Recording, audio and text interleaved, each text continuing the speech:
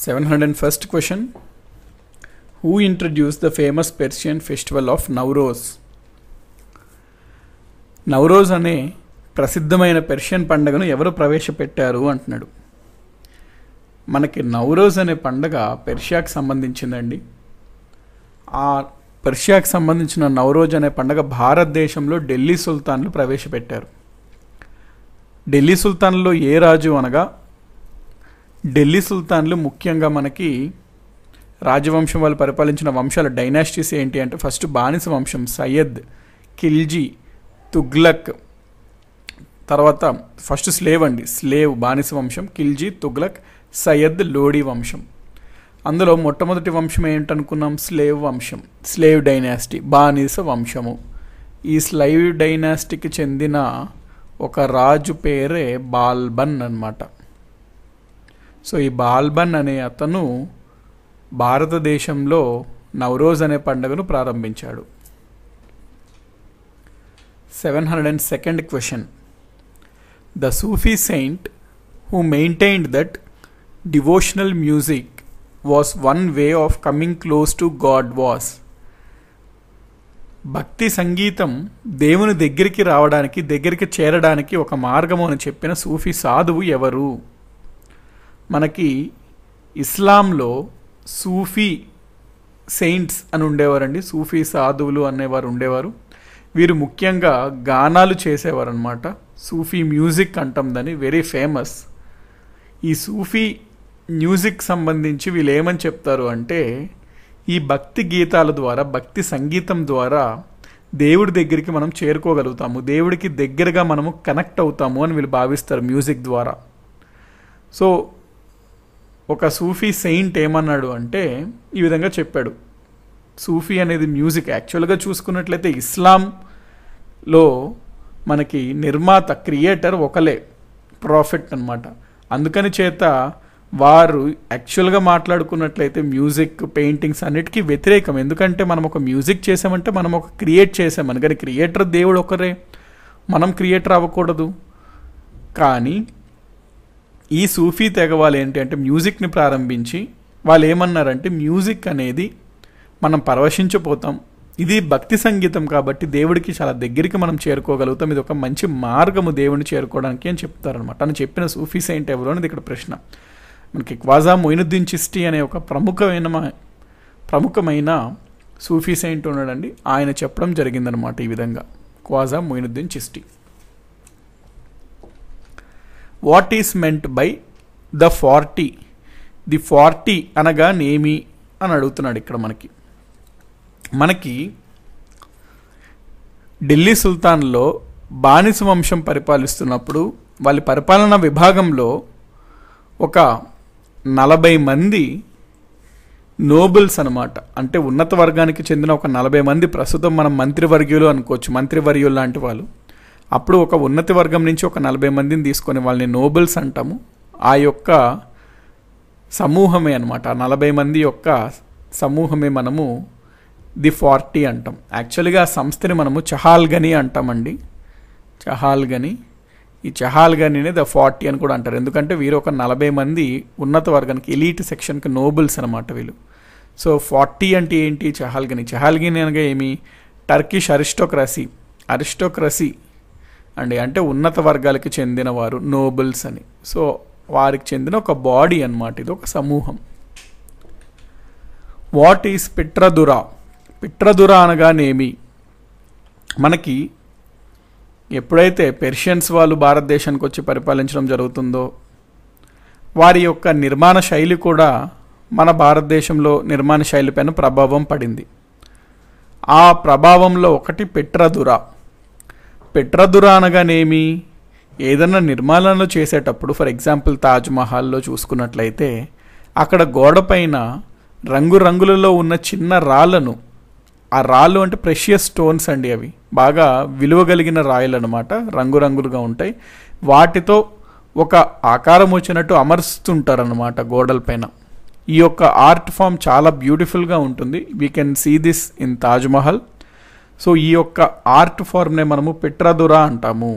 So pietra dura అనగా pictorial mosaic work using semi-precious stones. 705th question.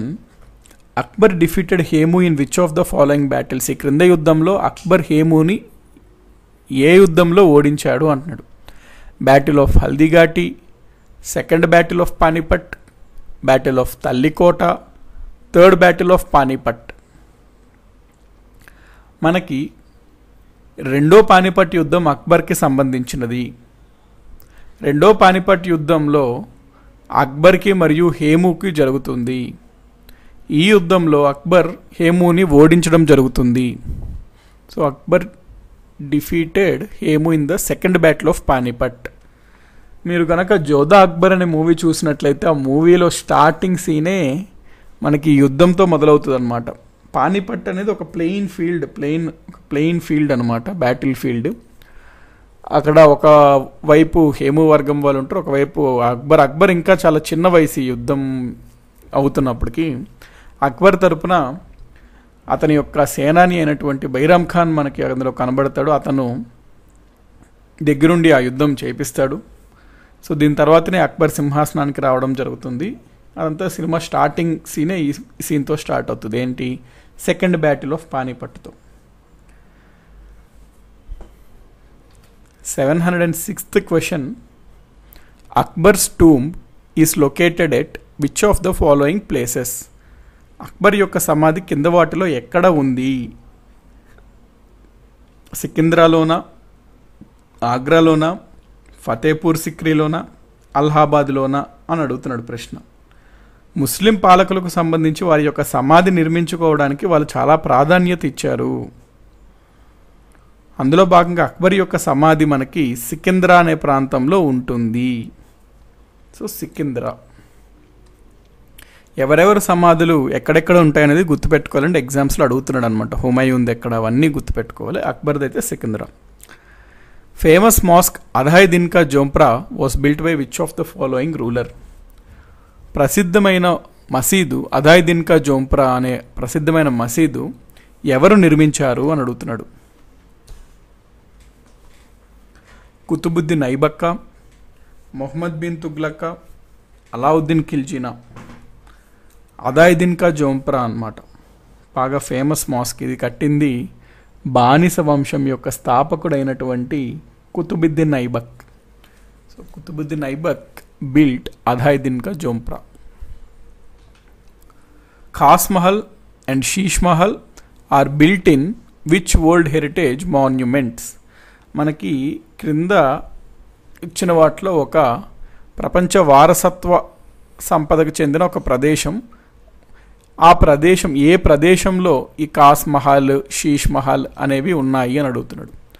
Agra కోట సమూహంలోన, కుతుబ్ మినార్ సమూహంలోన, మహాబోధి ఆలయం సమూహంలోన, హుమాయూన్స్ tomb లోపల ఎక్కడ మనకి ఖాస్ మహల్ మరియు శీష్ మహల్ అనేవి ఏ ప్రపంచ వారసత్వ స్మారక చిహ్నంలో నిర్మించబడ్డాయి అనేది ప్రశ్న. ఆగ్రా ఫోర్ట్ కాంప్లెక్స్ అంటామండి, ఆగ్రా కోట సమూహం. అందులో ఆగ్రా కోటతో పాటు చాలా నిర్మాణాలు ఉంటాయి. అందులో ఖాస్ మహల్, శీష్ మహల్ కూడా ఉంటాయి. కాబట్టి Agra fort is the correct answer. Which of the following is not correctly matched? క్రింద మనకి 4 ఆప్షన్స్ ఇచ్చాడు. సరిగా జత కానిది ఏంటి మనకి ఇక్కడ చెప్పమంటున్నాడు.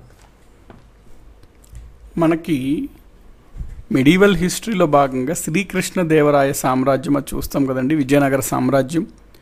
విజయనగర సామ్రాజ్యాన్ని పరిపాలించిన రాజవంశాలు ముఖ్యంగా 4 అన్నమాట. అవేంటి అంటే సంగమ, సాలువ, తులువ, ఆరవీడు. సో ఈ రాజవంశాలు విజయనగర సామ్రాజ్యాన్ని పరిపాలించిన వారు. సో ఇందులో మనకి క్రింద ఆప్షన్స్ ఏ వంశానికి చెందిన ఏ రాజు గురించి ఇచ్చిన దాంట్లో సరికానిది ఏంటో చెప్పమన్నాడు. సంఘ వంశానికి చెందినతనే దేవరాయ 2 కాబట్టి వీర నరసింహ తులువ వంశానికి చెందినతనే. వెంకటపతి రాయ 2 అరవీడు వంశానికి చెందినతను. చాళుక్యకి చెందినతను నరసింహ అనేది సరిగ్గా మ్యాచ్ అవ్వనదండి. కాబట్టి సరిగ్గా మ్యాచ్ జత కానిది ఏంటి అంటే డి అనమాట. 710th question. In which of the following towns is Moti Masjid situated? Moti మసీదు క్రింద ఇచ్చిన ఏ పట్టణంలో ఉంది? ఆగ్రా, జైపూర్, లాహోర్, అహ్మదాబాద్ అనేవి ఆప్షన్స్. మనకి ఆగ్రాలో మోతీ మసీదు ఉంటుందండి, Agra. 711th question, who has written the famous book Padmavat? ప్రఖ్యాతగాంచిన పుస్తకమైనటువంటి పద్మావత్ను ఎవరు రచించారు అంటున్నాడు. మనకి రీసెంట్గా ఒక మూవీ కూడా వచ్చింది కదండి, పద్మావత్. ఆ పద్మావత్ స్టోరీ అలావుద్దీన్ ఖిల్జీది, రాణి పద్మినిది సంబంధించినది. ఆ స్టోరీ మనకి మొట్టమొదటిసారిగా ఎక్కడ కనబడుతుంది అంటే మాలిక్ మొహమ్మద్ జైసీ అనే ఒక కవి రచించిన పద్మావత్ అనే గ్రంథంలో. కాబట్టి పద్మావత్ అనే గ్రంథంను రచించింది ఎవరు అంటే Malik Mohammad Jaisi. 712th question, who restored his Indian kingdom? Humayun restored his Indian kingdom with the help of the ruler of.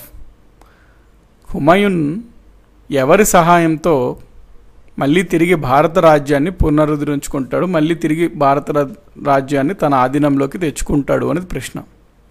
Humayun Mughal చక్రవర్తిగా పరిపాలిస్తున్న సమయంలో షేర్షా సూరి దండయాత్ర చేసి భారతదేశం పైన హుమయూన్ని ఓడించి ఢిల్లీని ఆక్రమిస్తాడు. తాత్కాలికంగా అప్పుడు మొఘల్ సామ్రాజ్యం ఢిల్లీని ముఖ్యంగా షేర్షా సూరి పరిపాలించడం జరుగుతుంది. అయితే హుమయూన్ తిరిగి పెర్షియా చక్రవర్తి యొక్క సహాయంతో తిరిగి మళ్ళా ఢిల్లీని మొఘల్ సామ్రాజ్యాన్ని తెచ్చుకోగలుగుతాడు హుమయూన్. సో పెర్షియా అన్నమాట. Who established Chishti order in India? భారతదేశంలో చిస్తీ అనే శాఖను ఎవరు స్థాపించారు? మనకి ఇస్లాంకి సంబంధించి కూడా మతంలో భారతదేశంలో చాలా శాఖలుగా విడిపోయాయి అన్నమాట. అందులో ఒక ప్రముఖమైన శాఖనే చిస్టీ శాఖ. మనకి చాలా శాఖలుగా విడిపోవడం జరుగుతుందండి, ఇస్లాం, నక్సల్బందీ, చిస్టీ అట్లాగా. ఆ చిస్టీది ముఖ్యమైన శాఖ అన్నమాట. దాదాపుగా 14 శాఖల దాకా విడిపోతుంది.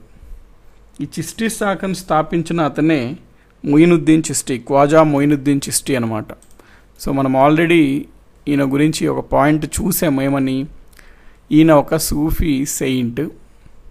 ఈయన ఏమని చెప్పడం జరిగిందంటే భక్తి మ్యూజిక్ ద్వారా, సూఫీ మ్యూజిక్ ద్వారా దేవుణ్ణి మనము చేరుకోగలుగుతాము, దేవుడికి మధ్యకి అనుసంధానంగా పనిచేస్తుంది సూఫీ మ్యూజిక్, సంగీతం, భక్తి సంగీతం అని చెప్పడం జరిగింది. సో మొయినుద్దీన్ చిస్టీ అనే అతను చిస్టీ శాఖను ప్రారంభించాడు.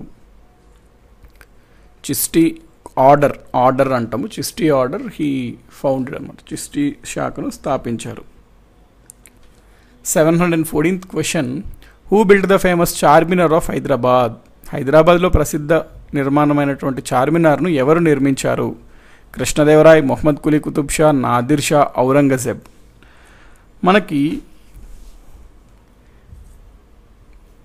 ఈ ప్రాంతాన్ని అంటే హైదరాబాద్ చుట్టుపక్కల ఉన్నటువంటి అప్పట్లో తెలంగాణ కొంత భాగమైనటువంటి ఆంధ్ర ప్రాంతాన్ని గోల్కొండ రాజులు పరిపాలించేవారు. దాదాపుగా 1600 క్రీస్తు శకం ఆ సమయంలో గోల్కొండ రాజు ఎవరు అంటే మొహమ్మద్ కులీ కుతుబ్ షా. సో ఈయన చార్మినార్ను నిర్మించడం జరిగినది. సో ఎవరు అంటే Mohammed Quli Qutb Shah. 715th question, who was famously known as the Tuti e Hindustan? Tuti e హిందుస్థాన్గా ప్రసిద్ధి చెందినది ఎవరు? టూటీ అంటే ప్యారెట్, టూటీ-ఏ హిందుస్థాన్ అంటే ప్యారెట్ ఆఫ్ ఇండియా. అంటే ఆయన చాలా ప్రసిద్ధిగాంచిన కవి అన్నమాట. అందుకని చేత ఆయనని ప్యారెట్ ఆఫ్ ఇండియాగా పిలుస్తారు. ఎవరతను అంటే అమీర్ ఖుస్రో. సో అమీర్ ఖుస్రో అన్నతను టూటీ-ఏ హిందుస్థాన్గా పిలువబడతాడు. 716th question, name of the Bengali poet who was conferred with the title of Gunraj Khan in the sultanate period? Delhi సుల్తాన్ల కాలంలో గుండ్రాజ్ ఖాన్ అనే బిరుదు పొందిన బెంగాలీ కవి ఎవరు అంటున్నాడు. మలాదర్ బసు అనే ఒక హిందూ కవి ఉంటాడండి ఢిల్లీ సుల్తాన్ల కాలంలో. ఆయన ఇస్లాంలోకి మారడం జరుగుతుంది. ఆయనకి గుండ్రాజ్ ఖాన్ అనే బిరుదు ఇవ్వడం జరుగుతుంది. సో ఎవరు అంటే మలాదర్ bus. 717th question. During the reign of which Pallava ruler Radha temples at Mahabalipuram were built? మహాబలిపురంలో ఏ పల్లవ పాలకుడు సమయంలో రథ దేవాలయాలను నిర్మించబడ్డాయి అంటున్నాడు. పల్లవ రాజుల్లో ఒక ప్రముఖమైన రాజు పేరు నరసింహవర్మన్ I. ఈ నరసింహవర్మన్ I కాలంలోనే మహాబలిపురంలో రథ ఆలయాలు నిర్మించబడ్డాయి. Mahabalipuram temples very famous. వారసత్వ సంపదల్లో వీటిని కూడా చెప్తాము.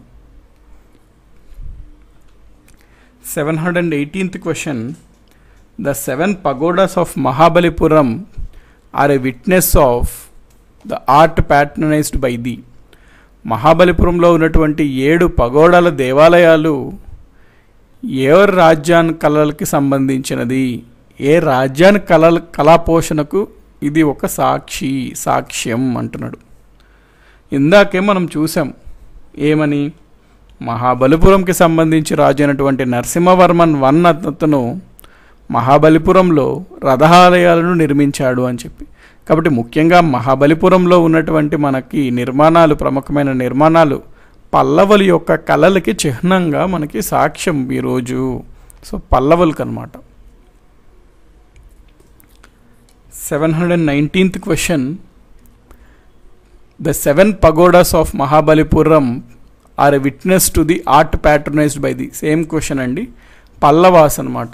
సో మహాబలిపురం అనగానే మీకు వెంటనే గుర్తు రావాల్సిన వారు ముఖ్యంగా ఎవరు అంటే పల్లవాస్. మహాబలిపురం అనగానే ముఖ్యంగా గుర్తు రావాల్సిన వాళ్ళు పల్లవాస్. మహాబలిపురంలో ప్రఖ్యాతమైన టెంపుల్స్ మీరు గుర్తుపెట్టుకోవాలండి. షోర్ టెంపుల్ అంటాము, మనకి రథ ఆలయాలు, ఈ 7 పగోడాస్, ఇవన్నీ గుర్తుపెట్టుకోవాలి. వీటిలో ఉన్న యునెస్కో సైట్స్ ఏంటో మీరు చూసుకోవాలి. ఇవన్నీ మీరు వర్కౌట్ చేసుకోండి. మహాబలిపురంలో ఉన్న ప్రఖ్యాతమైన నిర్మాణాలు ఏంటి అవన్నీ వర్కౌట్ చేసుకోవాలన్నమాట మీరు. 720th question. Brihadeeswara temple which was built by Rajaraja Chola I is dedicated to. Rajaraja Chola I నిర్మించిన బృహదీశ్వర ఆలయం ఏ దేవుడికి అంకితం ఇవ్వడం జరిగింది అంటున్నాడు. విష్ణువుకా, శివుడికా, బ్రహ్మదేవుడికా? పేరులోనే ఉంది బృహదీశ్వర. ఈశ్వర అంటే ఎవరండి? శివుడు. కాబట్టి ఈ బృహదీశ్వర టెంపుల్ దేవాలయంలో రాజరాజ చోళ I, చోళరాజు అయినటువంటి రాజరాజ చోళ I నిర్మిస్తాడు. ఈ ఆలయంని శివుడికి అంకితం చేస్తాడు. 721st question. Which noted scholar wrote విక్రమాంకదేవ చరిత? ఏ ప్రసిద్ధ పండితుడు విక్రమాంకదేవ చరిత్ర అనే గ్రంథంను రచించాడు అని అడుగుతున్నాడు. కల్హానా, బిల్హానా, కాళిదాస, జయదేవ అనేవి మనకి ఆప్షన్స్. బిల్హానా అనే కవి, బిల్హానా అండి. కల్హానా రచించింది మనకి ముఖ్యమైనటువంటిది ఏది? రాజతరంగని. వీళ్ళిద్దరి మధ్యన కన్ఫ్యూజ్ అవ్వకండి. కల్హానా వేరు, Kalhana for Kashmir రాజతరంగని.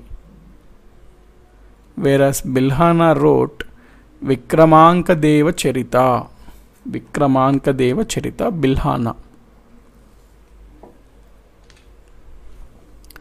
722nd question. Which of the following saint wrote Shri Bhashya? Shri భాష్య అనే గ్రంథాన్ని ఎవరు రచించారు అని అడుగుతున్నాడు ప్రశ్న. మనకి రామానుజాచార్య ఉంటారండి. రామానుజాచార్య అన్నతను శ్రీభాష్యంను రచించడం జరుగుతుంది. రామానుజాచార్య.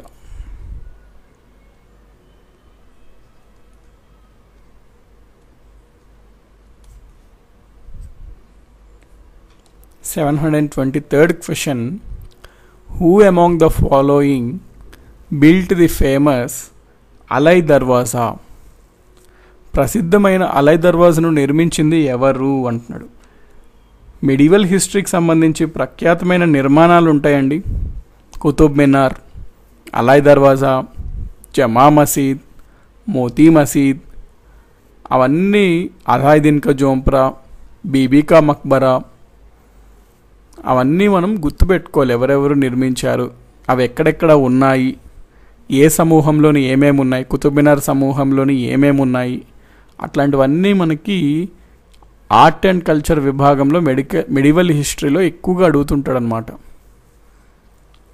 ఏన్షియంట్ హిస్టరీలో చూసుకున్నా మనకి culture important, more so medieval హిస్టరీలో కూడా చాలా ఇంపార్టెంట్ కల్చర్ అంటే ఏమేమి వస్తాయి మనకి, ఆర్కిటెక్చర్ వస్తుంది కల్చర్లోనే, ఆర్కిటెక్చర్, ఇంకా ఏమొస్తుంది కల్చర్, మ్యూజిక్ వస్తుంది, ఇంకా ఏమొస్తుంది కల్చర్, పెయింటింగ్ వస్తుంది, ఇంకా ఏమొస్తుంది ఆర్ట్స్ వస్తుంది, ఇంకా ఏమొస్తాయి లిటరేచర్ వస్తుంది, అంటే గ్రంథాలు ఎవరెవరు ఏం రచించారు అనేవి, ఇంకా ఏమొస్తుంది మెటలర్జీ వాళ్ళకి ఏమన్నా ఉన్నాయో స్పెషల్ స్కిల్స్ అవి వస్తాయి, ఇవన్నీ కల్చర్ కిందే వస్తాయి అన్నమాట.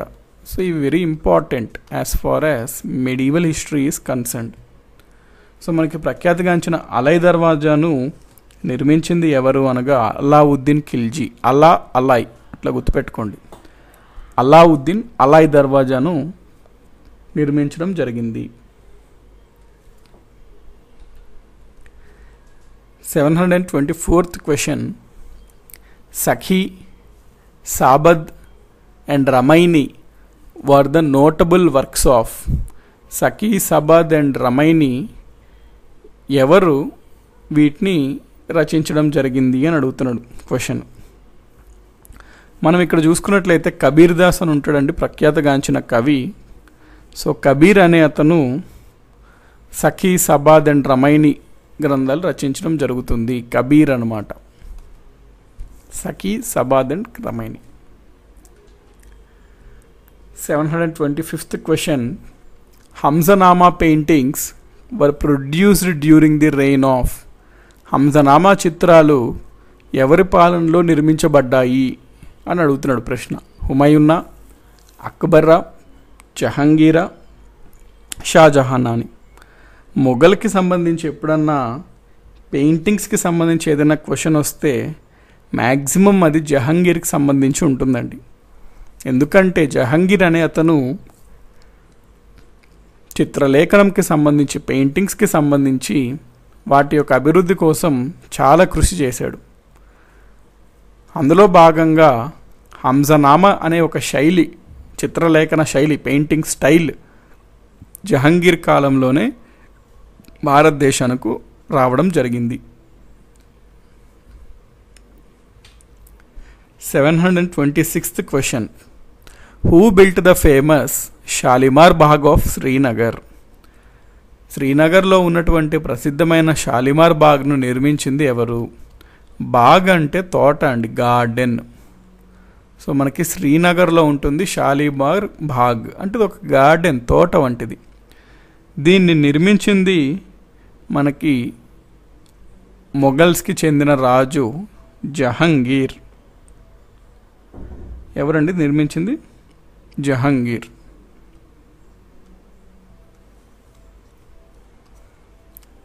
మొఘల్స్లో ఆర్డర్ గుర్తుపెట్టుకోవాలంటే బాద్షా అండి, బాద్షా అని గుర్తుపెట్టుకోవాలి. మొఘల్ రాజుల్లో ఆర్డర్ బాబర్, హుమాయూన్, అక్బర్, జహంగీర్, షాజహాన్, ఔరంగజేబ్. జహంగీర్ అక్బర్ కొడుకు, షాజహాన్ నాన్న. షాలిమార్ బాగ్ ఇన్ శ్రీనగర్ను నిర్మించాడు. 727th question. Which Mughal ruler constructed a new city called Din Pana on the bank of Yamuna river? ఏ మొఘల్ పాలకుడు యమునా నది ఒడ్డున దిన్ పనా అనే కొత్త నగరాన్ని నిర్మించాడు అని అడుగుతున్నాడు ఇక్కడ ప్రశ్న. హుమాయూన్, బాబర్, జహంగీర్, ఔరంగజేబ్. బాబర్ కొడుకైనటువంటి హుమాయూన్ యమునా నది ఒడ్డున దిన్పన అనే నగరాన్ని నిర్మించాడు? దిన్పన. Humayun.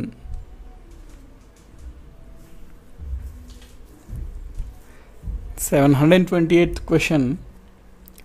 During the reign of which ruler use of halo or divine lights were started in paintings?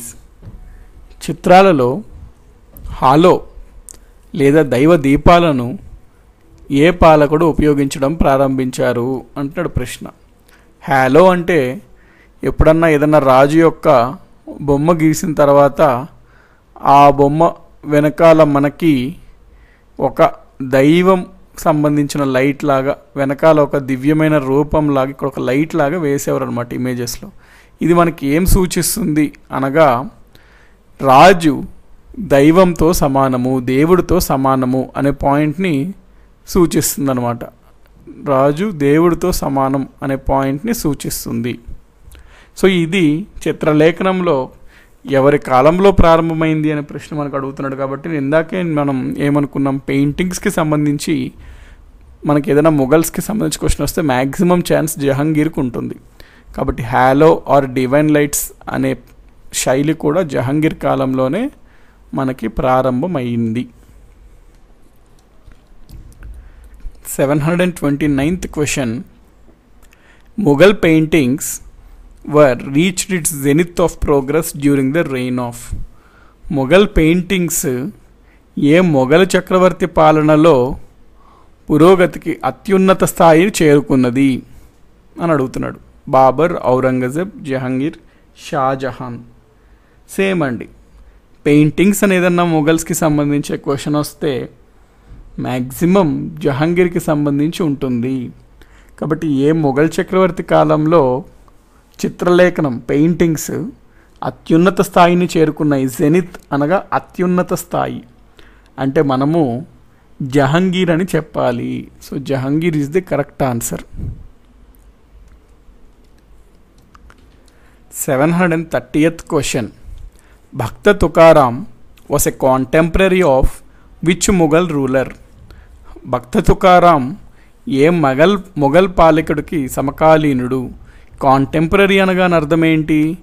ఒక మొఘల్ చక్రవర్తి పరిపాలిస్తుంటే పలానా వ్యక్తి, అతను పరిపాలిస్తున్న సమయంలో అదే సమయంకి చెందిన అతను ఇంకొక అతను. ఫర్ ఎగ్జాంపుల్ ఇతను తుకారాం అనుకోండి, ఇతను మరియు ఒక పర్టికులర్ మొఘల్ చక్రవర్తి సమకాలికులు, అంటే ఒకటే సమయంలో వీరు నివసించడం జరిగినది.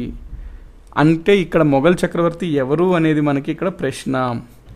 జహంగీర్కి భక్త తుకారాం సమకాలీనుడు, కాంటెంపరీ. జహంగీర్ అండ్ తుకారాం.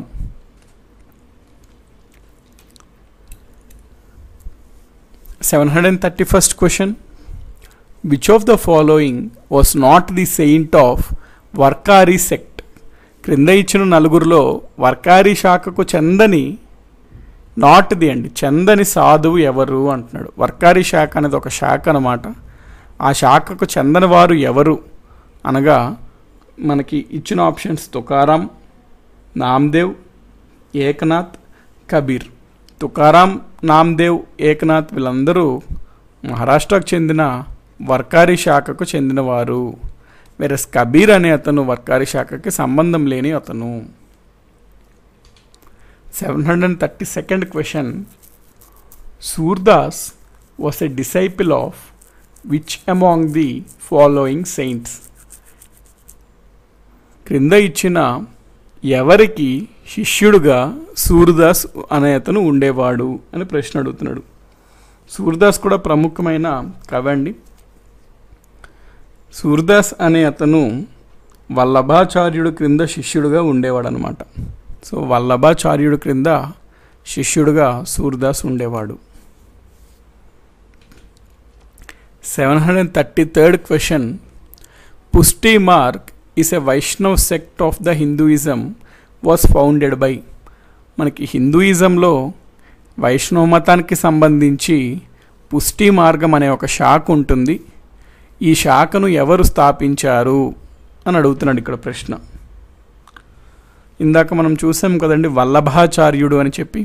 ఆ వల్లభాచార్యుడే ఆచార్య అనగా వైష్ణవ మతానికి సంబంధించిన వారు, ఆచార్యస్ అంటాం వాళ్ళని. సో వల్లభాచార్యుడు అన్న అతను వైష్ణవ మతానికి సంబంధించి పుష్టి మార్గాన్ని స్థాపించాడు.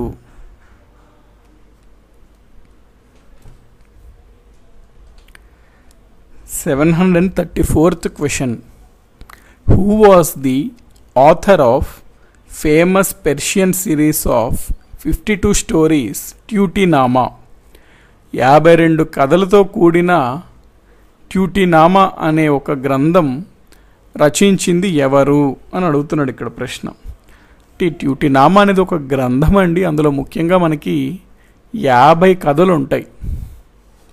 ఈ ట్యూటీనామా అనే గ్రంథంని రచించినది నక్షబి అనే ఒక కవి. నక్షబి. 735th question. Who was the author of the book కితాబ్-ఏ-యామిని? కితాబ్-ఏ-యామిని అనే పుస్తకం యొక్క రచయిత ఎవరు అని అడుగుతున్నాడు. ఇక్కడ ఆప్షన్స్ ఏంటి? అబుల్ ఫజల్, అబూ నజరుద్బీ, ఆమిర్ ఖుస్రో, ఫిర్దౌసి. కితాబ్-ఏ-యామిని అనే గ్రంథం రచించినది అబూ నసర్ ఉత్బీ అన్నమాట. మనకు మెడీవల్ హిస్టరీకి సంబంధించి కూడా, అంటే మధ్య భారత చరిత్రకు సంబంధించిన కూడా గ్రంథాలు కూడా వెరీ ఇంపార్టెంట్ అండి. గ్రంథాలు కూడా చాలా ఇంపార్టెంట్ అనమాట, గుర్తుపెట్టుకోవాలి. అందులో ఒకటి కితాబ్-ఏ-యామిని రచించింది. షార్ట్కట్లో గుర్తుపెట్టుకోండి ఉత్బీ అని. ఇది గుర్తుంటే ఆప్షన్స్లో గుర్తు పట్టడమే కాబట్టి మీకు హై ఛాన్సెస్ ఆఫ్ మనకి రికలెక్టింగ్ ద ఆన్సర్ ఎక్కువ ఉంటుంది. Abu నసర్ ఉత్బీ. Who was the author of the book Tajul Maasir? Tajul Maasir అనే పుస్తకం రచయిత ఎవరు? మనం ఇందాకే అనుకున్నట్లు మొఘల్ కాలానికి చెందిన గ్రంథాలు ఎగ్జామ్స్లో రిపీటెడ్గా అడగడం జరుగుతుంది. అందులో ఇందాక కితాబ్-ఏ-యామిని అనే గ్రంథం చూసాము, ఉత్బీ అనే అతను రచించాడు. ఇక్కడ మనకి తాజుల్ మాసిర్ అనే గ్రంథం గురించి అడుగుతున్నాడు.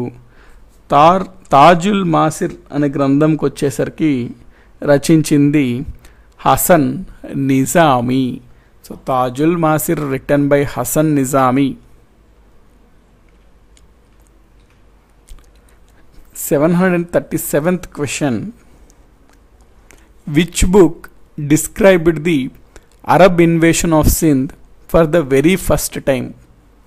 సింధు ప్రాంతం పైకి అరబుల యొక్క దండయాత్రను తొలిసారిగా వివరించిన పుస్తకం ఏది?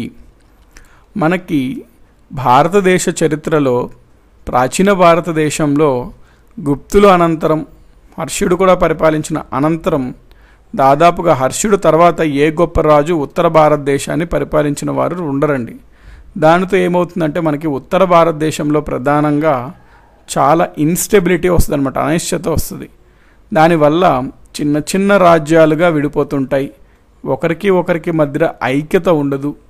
ఇటువంటి పరిస్థితుల్లో అరబులు మన భారతదేశం వైపు వచ్చి దండయాత్ర చేయడానికి ప్రయత్నిస్తారు.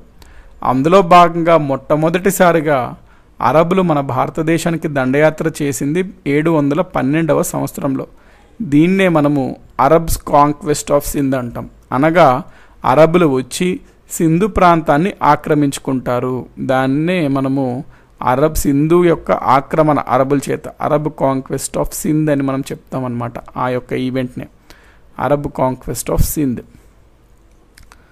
సో 712 ADలో ఇది జరుగుతుంది.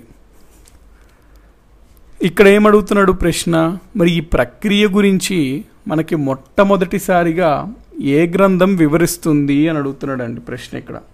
సో ఈ అరబుల యొక్క సింధ్ ఆక్రమణకు సంబంధించి మనకి మొట్టమొదటిసారిగా చాచ్నామా అనే గ్రంథం తెలుపుతుందండి. చాచ్నామా. సో చూడండి, ఈ ప్రక్రియ గురించి మనకు తెలుపుతుంది చాచ్నామా.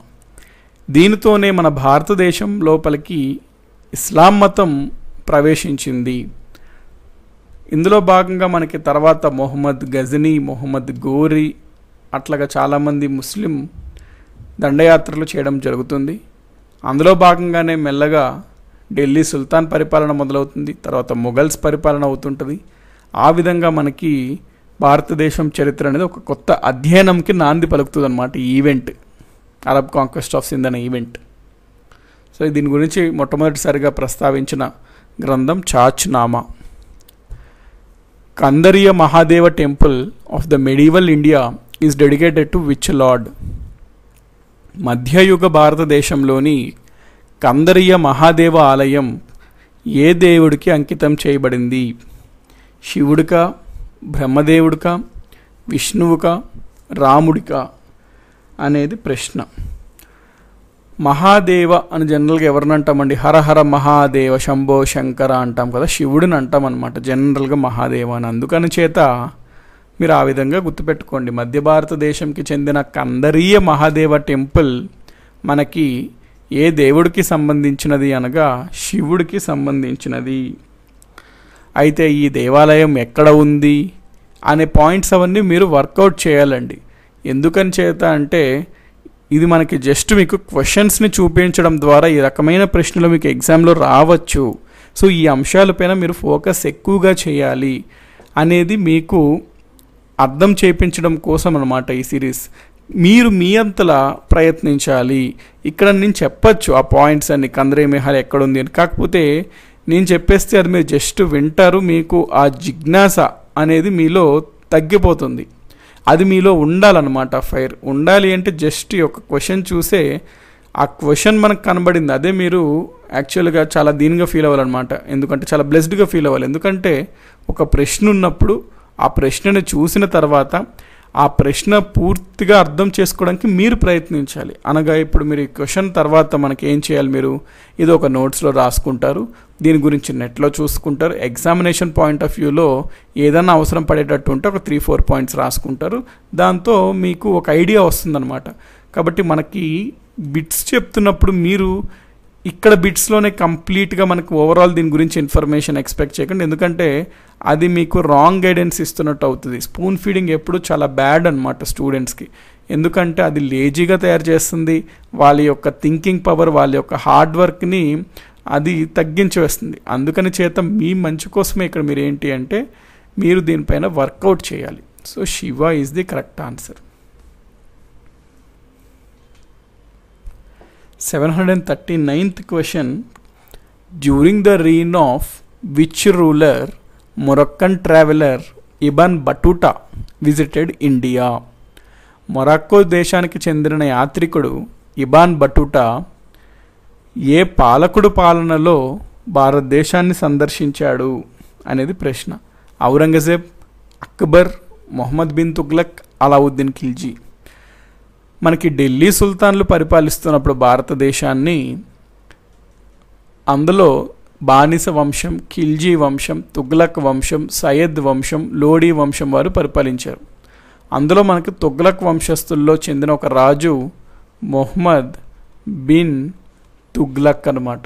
సో ఈ మొహమ్మద్ బిన్ తుగ్లక్ యొక్క కాలన సమయంలోనే మొరక్క యాత్రికుడైనటువంటి ఇబాన్ బటుటా భారతదేశానికి విచ్చేయడం జరుగుతుంది.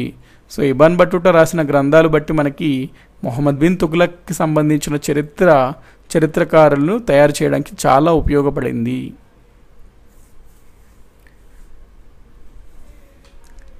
740th question. Who wrote తుగ్లకనామా? తుగ్లకనామా అనే గ్రంథంను రాసింది ఎవరు? అబూ నసీర్ ఉత్బీనా, ఆమీర్ ఖుస్రోనా, అబుల్ ఫజలా, హసన్ నిజామీనా అని అడుగుతున్నాడు. తుగ్లక్నామా అనే గ్రంథం రచించింది గుర్తుపెట్టుకోండి, వెరీ ఫేమస్ పోయట్ అనమాట. ఇది రాస్తాడు అతనే ఆమీర్ ఖుస్రో. ఇతనికి బిరుదు ఏంటండి? తూతీ ఏ హిందుస్థాన్. అంటే అర్థం ఏంటి? Parrot of India.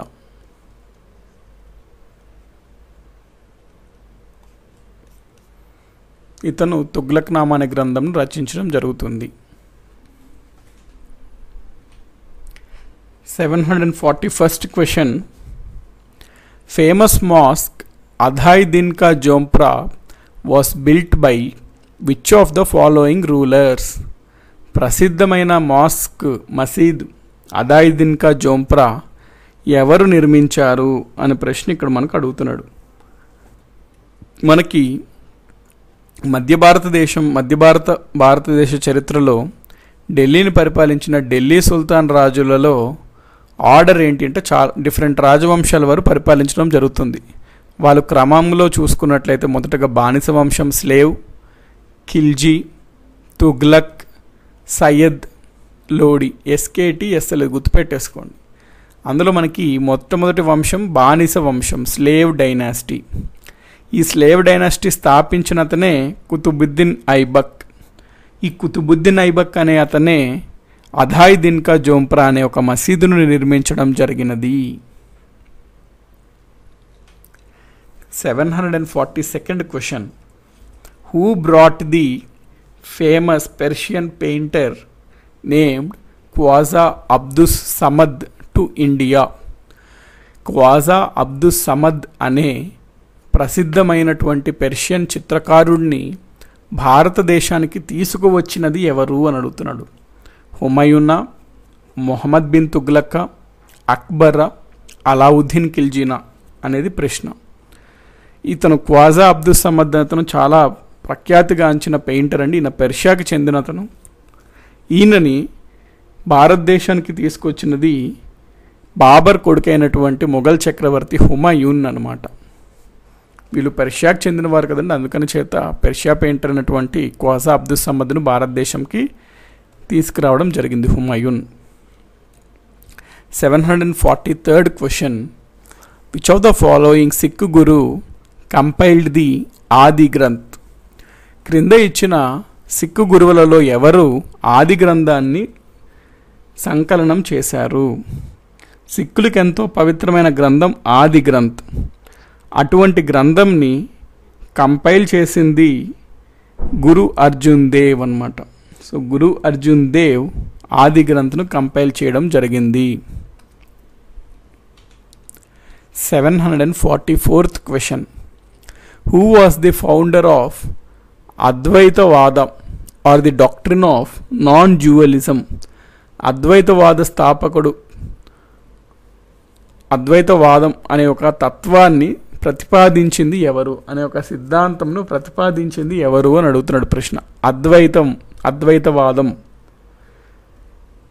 మనకి ఆది శంకరాచార్యులు అనే అతను హిందూ మతం యొక్క పునఃప్రతిష్ఠ చేయడం జరుగుతుందన్నమాట.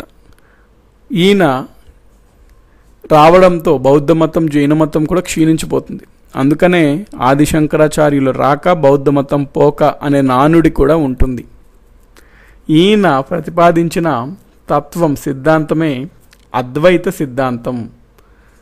మనకి ద్వైతం, అద్వైతం, ద్వైతాద్వైతం, విశిష్టాద్వైతం అని చాలా సిద్ధాంతాలు ఉంటాయి. వీటి గురించి మీరు స్టడీ చేయండి, మనం ఎనీహౌ థియరీ క్లాస్లో చూస్తాము. సో అద్వైతం అంటే ఎవరు ఏ సిద్ధాంతాన్ని ఎవరు ప్రతిపాదించారు అనేది వెరీ ఇంపార్టెంట్ అనమాట ఎగ్జామినేషన్ పాయింట్ ఆఫ్ వ్యూలో. ఈ రకమైన ప్రశ్న అడుగుతుంటాడు. ఇప్పుడు చూసిందే మీరు అద్వైతం సిద్ధాంతంని ప్రతిపాదించింది ఎవరు అని అడుగుతున్నాడు. అదేవిధంగా ఎగ్జామ్స్లో ఏమని అడగచ్చు, ద్వైత సిద్ధాంతంని ప్రతిపాదించింది ఎవరు, లేకపోతే ద్వైతాద్వైతంని ప్రతిపాదించింది ఎవరు, విశిష్టాద్వైతాన్ని ప్రతిపాదించింది ఎవరు, అట్లాగా మనకు ఉన్న తత్వాలపైన ఎవరు ఆ తత్వాన్ని ప్రతిపాదించారు అనే ప్రశ్నలు అడుగుతుంటాడు ఎగ్జామినేషన్స్లో. సో అది మనకి కన్ఫ్యూజన్ లేకుండా స్పష్టంగా గుర్తుపెట్టుకోవాలి. అద్వైతం అనేసరికి ఏడి ఆది శంకరాచార్య, ఏడి కదండి స్టార్టింగ్.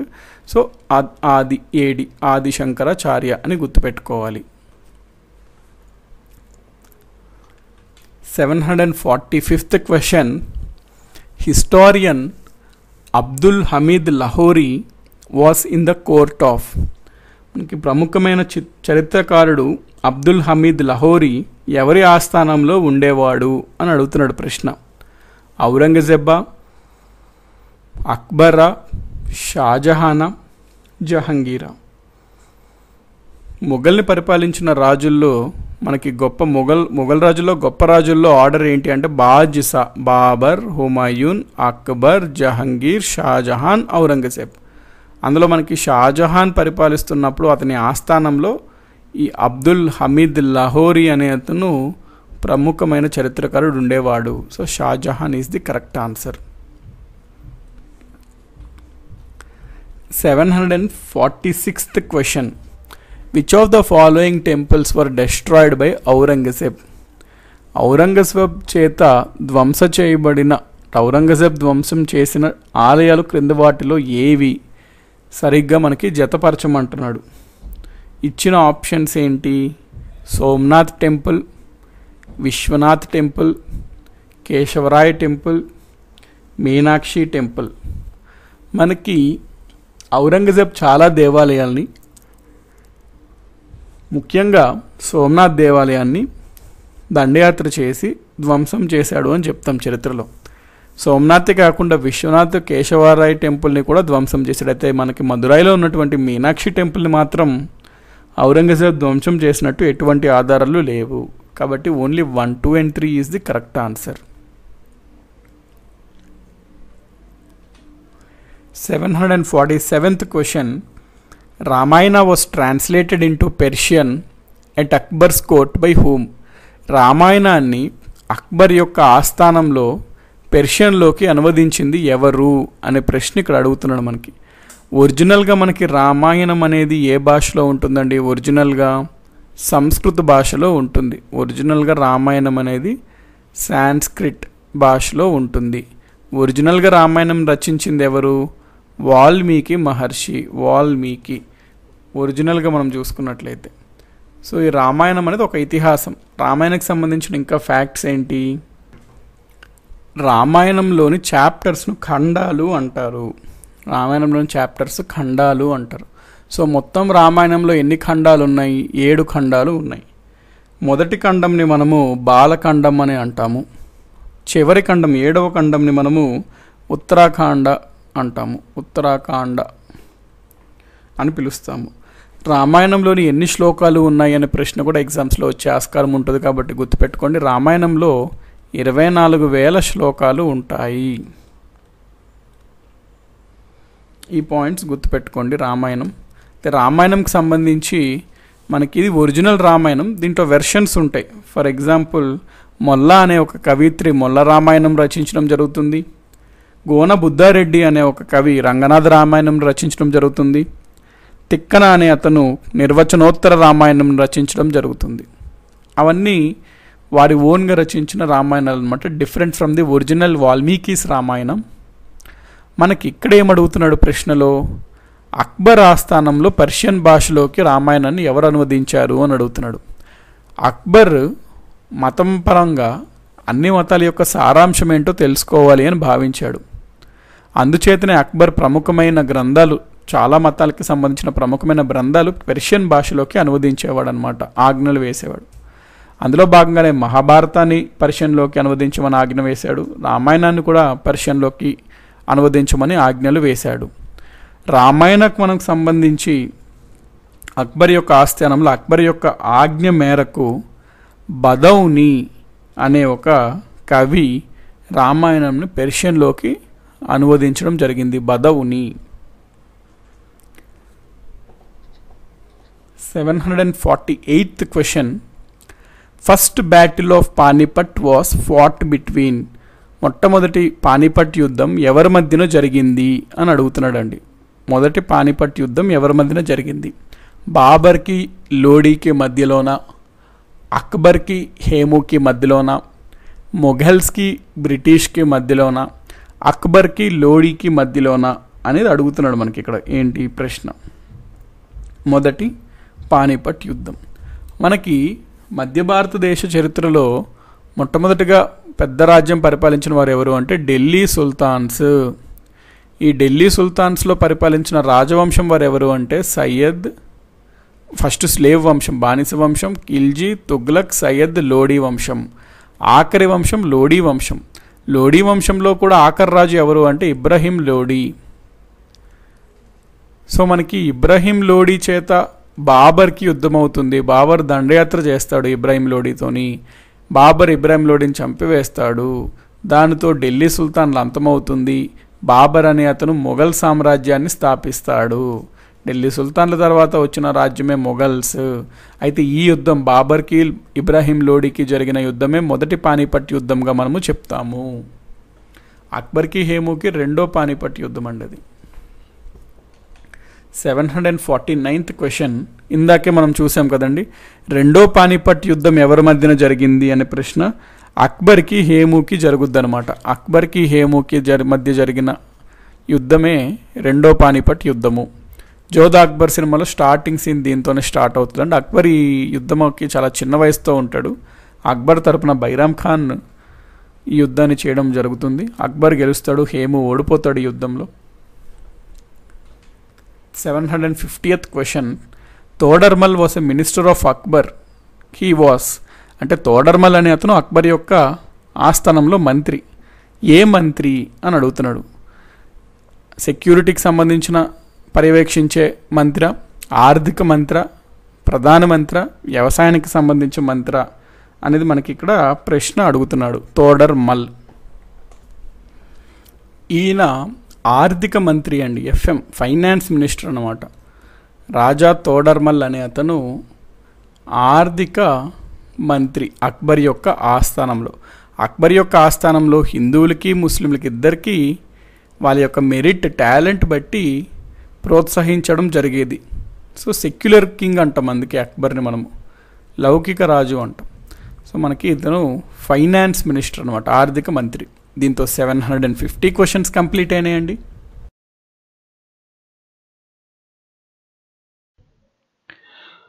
ఫస్ట్ క్వశ్చన్ వచ్చేసి మనకేం అడుగుతున్నాడు. Tadoba national park known for sheltering tiger panther and bear is located in.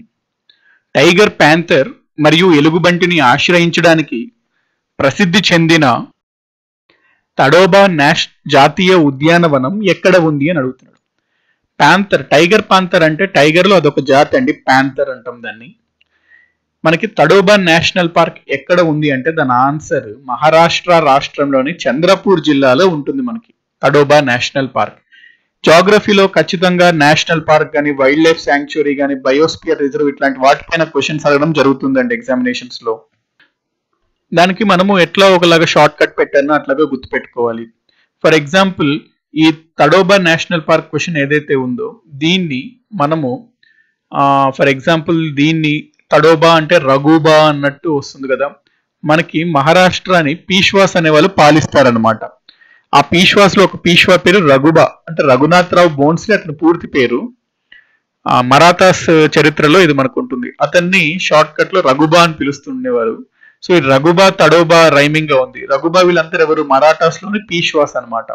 అందుకని తడోబా అంటే రఘుబా అంటే మరాఠా అంటే మహారాష్ట్ర అని గుర్తుపెట్టుకోవచ్చు. లేకపోతే ఇంకేదైనా షార్ట్ కట్ పెట్టుకుంటున్నారు అంటే పెట్టుకోండి, బట్ ఆ షార్ట్ కట్ గుర్తుండేలా పెట్టుకోండి. సో తడోబా జాతీయ పార్క్ ఎక్కడ ఉంది అంటే మహారాష్ట్రలోని చంద్రపూర్ జిల్లాలో ఉంది. ఇక్కడ మీరు చూడొచ్చు ఎక్స్ప్లెనేషన్. తడోబా నేషనల్ పార్క్ మహారాష్ట్రలో ఉంది, చంద్రపూర్ డిస్ట్రిక్ట్ లో. ఈ పార్క్ లో దాదాపుగా 43 పులుల్ని సంరక్షిస్తున్నట్టు తెలుస్తుంది మనకి. ఈ తడోబా నేషనల్ పార్క్ లో తడోబా టైగర్ రిజర్వ్ కూడా ఉందన్నమాట. టైగర్ రిజర్వ్ అంటే పులుల సంరక్షణ కోసం కొంత భాగం, కొంత ఏరియాని ప్రొటెక్టెడ్ ఏరియాగా పెట్టుకుంటాం మనం, దాన్ని టైగర్ రిజర్వ్ అంటాము. మహారాష్ట్రలోని ఇది లార్జెస్ట్ టైగర్ రిజర్వ్ అనమాట, లార్జెస్ట్ నేషనల్ పార్క్ కూడా ఇది. ఏది మహారాష్ట్రలోని లార్జెస్ట్ నేషనల్ పార్క్ అంటే తడోబా, అండ్ ఓల్డెస్ట్ కూడా, అతి పురాతన నేషనల్ పార్క్ మహారాష్ట్రలో ఏది అంటే తడోబా.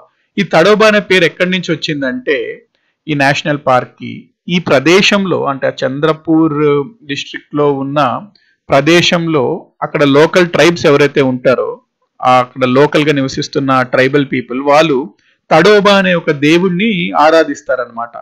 ఆ దేవుడి నుంచి తడోబా నేషనల్ పార్క్ అనే పేరు వచ్చింది. ఇంకొక బిట్ అడగచ్చు రేపు పొద్దున్న ఏంటని, తడోబా నేషనల్ పార్క్ ఉంది, తడోబా నేషనల్ పార్క్ గుండా ఒక నది ప్రవహిస్తుంది అనమాట. నది పేరు ఏంటి అంటే అంధారి నది. Andhari is the name of the river which meanders between the forest. అంటే ఈ తడోబా అడవి లేకపోతే తడోబా జాతీయ పార్క్ మధ్యలో నుంచి అంధారి రివర్ అనేది ప్రవహిస్తుంది. ఇది first bit. Next bit, Apatanis are the tribes found in. చెప్పుకున్నాం మనం జాగ్రఫీలో ఖచ్చితంగా ఇవన్నీ బిట్స్ వస్తాయండి ఖచ్చితంగా ఇట్లాంటివి. అంటే ఒక ట్రైబల్ గ్రూప్, ఇటువంటి ట్రైబల్ గ్రూప్ ఏ రాష్ట్రానికి చెందిన వాళ్ళు అని అడగడం జరుగుతుంటుంది. ఇక్కడ చూడండి ఏ ట్రైబ్ గ్రూప్ అంటున్నాడు, అపటానీస్. అపటానీస్ అనే వాళ్ళు ఏ రాష్ట్రంలో మనకి వీళ్ళు నివసిస్తుంటారు అని. గుర్తుపెట్టుకోవాలి ఫ్రెండ్స్, ఇవి కూడా అపతానీస్ అనేవాళ్ళు మనకి అరుణాచల్ ప్రదేశ్లో లభిస్తారు. సో ఇక్కడ మీరు చూసుకుంటే అపతానీస్ వాళ్ళు జనరల్గా ఇట్లా ఉంటారు, వీళ్ళు ముక్కు దగ్గర కూడా ఇట్లాంటిది ధరిస్తుంటారు, వీళ్ళని అపటానీస్ ట్రైబ్స్ అంటాము. అరుణాచల్ ప్రదేశ్లో వీళ్ళు నివసిస్తుంటారు అనమాట. సో అపటాని అరుణాచల్ ప్రదేశ్ ఏ అట్లా గుర్తుపెట్టుకోండి. Next international astronomical union IAU అనమాట. ఈ ఇంటర్నేషనల్ ఆస్ట్రోనామికల్ యూనియన్ అంటే ఆస్ట్రానమీకి సంబంధించి జనరల్ గా ఎటువంటి పరిశోధన లేకపోతే వాటికి హైయెస్ట్ బాడీ ఇంటర్నేషనల్ లెవెల్లో అంతర్జాతీయ లెవెల్ ఆస్ట్రానమీకి సంబంధించిన సంస్థ ఏది అంటే ఇంటర్నేషనల్ అటామిక్ యూనియన్. ఈ IAU యొక్క హెడ్ క్వార్టర్స్ ఎక్కడ ఉంది, ప్రధాన కార్యాలయం ఎక్కడ ఉంది, ఇది ఆ బిల్డింగ్ ఫ్రెండ్స్. IAU అంటాం దీన్ని మనం, ఇంటర్నేషనల్ ఆస్ట్రోనామికల్ యూనియన్. దీని హెడ్ క్వార్టర్స్ వచ్చేసి ఫ్రాన్స్ రాజధాని అయిన ప్యారిస్ లో ఉంది. Next the largest river of all the west flowing reverse of the peninsular India is అంటే మనకి భారతదేశంలో ఇట్లా ఈ సౌత్ ఇండియా అట్లా అంటాం కదా, దీన్ని మనము పెనిన్సులర్ ప్లాట్యూ అంటాం, అంటే ద్వీపకల్పం అన్నమాట. అంటే ఇది ఒక ప్లాట్యూ రీజియన్, డెక్కన్ ప్లాట్యూ ఉంటుంది, దక్కన్ పీఠభూమి, అందుకే దీన్ని మనము ద్వీపకల్పం అంటాం. సో ద్వీపకల్పం భారతదేశం యొక్క పశ్చిమ ప్రవహించే అన్ని నదులలో అతిపెద్ద నది ఏది అని అడుగుతున్నాడు ఇక్కడ క్వశ్చన్. ఇక్కడ మీరు అర్థం చేసుకోవాల్సింది ఏంటి అంటే మనకి సౌత్ ఇండియా లేకపోతే పెనిన్సులర్ ఇండియా అంటాం ఇంగ్లీష్ లో, వీటిలో కొన్ని నదులు మనకి ఈస్ట్ ప్రవహిస్తాయి అన్నమాట, తూర్పు ప్రవహిస్తాయి. కొన్ని నదులు వచ్చేసరికి పడమర వైపు ప్రవహిస్తాయి, వెస్ట్ వైపు పశ్చిమ వైపు ప్రవహిస్తాయి. అయితే ఈ పశ్చిమ ప్రవహించే నదులలో అతిపెద్ద నది ఏది అని క్వశ్చన్ అడుగుతున్నాడు. ఇది చాలా స్టాండర్డ్ బిట్ అనమాట. దీని ఆన్సర్ నర్మదా రివర్. ఇక్కడ మీరు డయాగ్రామ్ లో చూడొచ్చు. ఇది ఇక్కడ నుంచి మనం జనరల్ గా ద్వీపకల్ప భారతదేశం అంటాము. ఇక్కడ నర్మదా అనేది ఇక్కడ మొదలై ఇట్లా ప్రవహిస్తుంది అనమాట పశ్చిమ డైరెక్షన్ లో. సో పశ్చిమ డైరెక్షన్ ఇంకోటి తాపి, అట్లా కొన్ని రివర్స్ ఉంటాయి. పశ్చిమ ప్రవహించే అన్ని నదులలో అతిపెద్ద నది ఏది అంటే నర్మదా.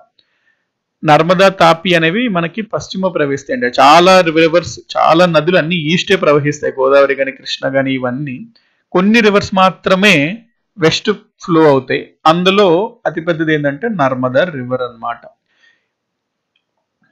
మొత్తం ఈ ద్వీపకల్ప భారతదేశంలో అన్ని నదులలో చూసుకుంటే నర్మదా అనేది 3వ అతిపెద్ద నది అన్నమాట. ఫస్ట్ గోదావరి వస్తుంది, తర్వాత కృష్ణ వస్తుంది, తర్వాత నర్మదా రివర్ అనేది అతిపెద్ద నది మన ద్వీపకల్ప భారతదేశం, పెనిన్సులర్ ఇండియాలో.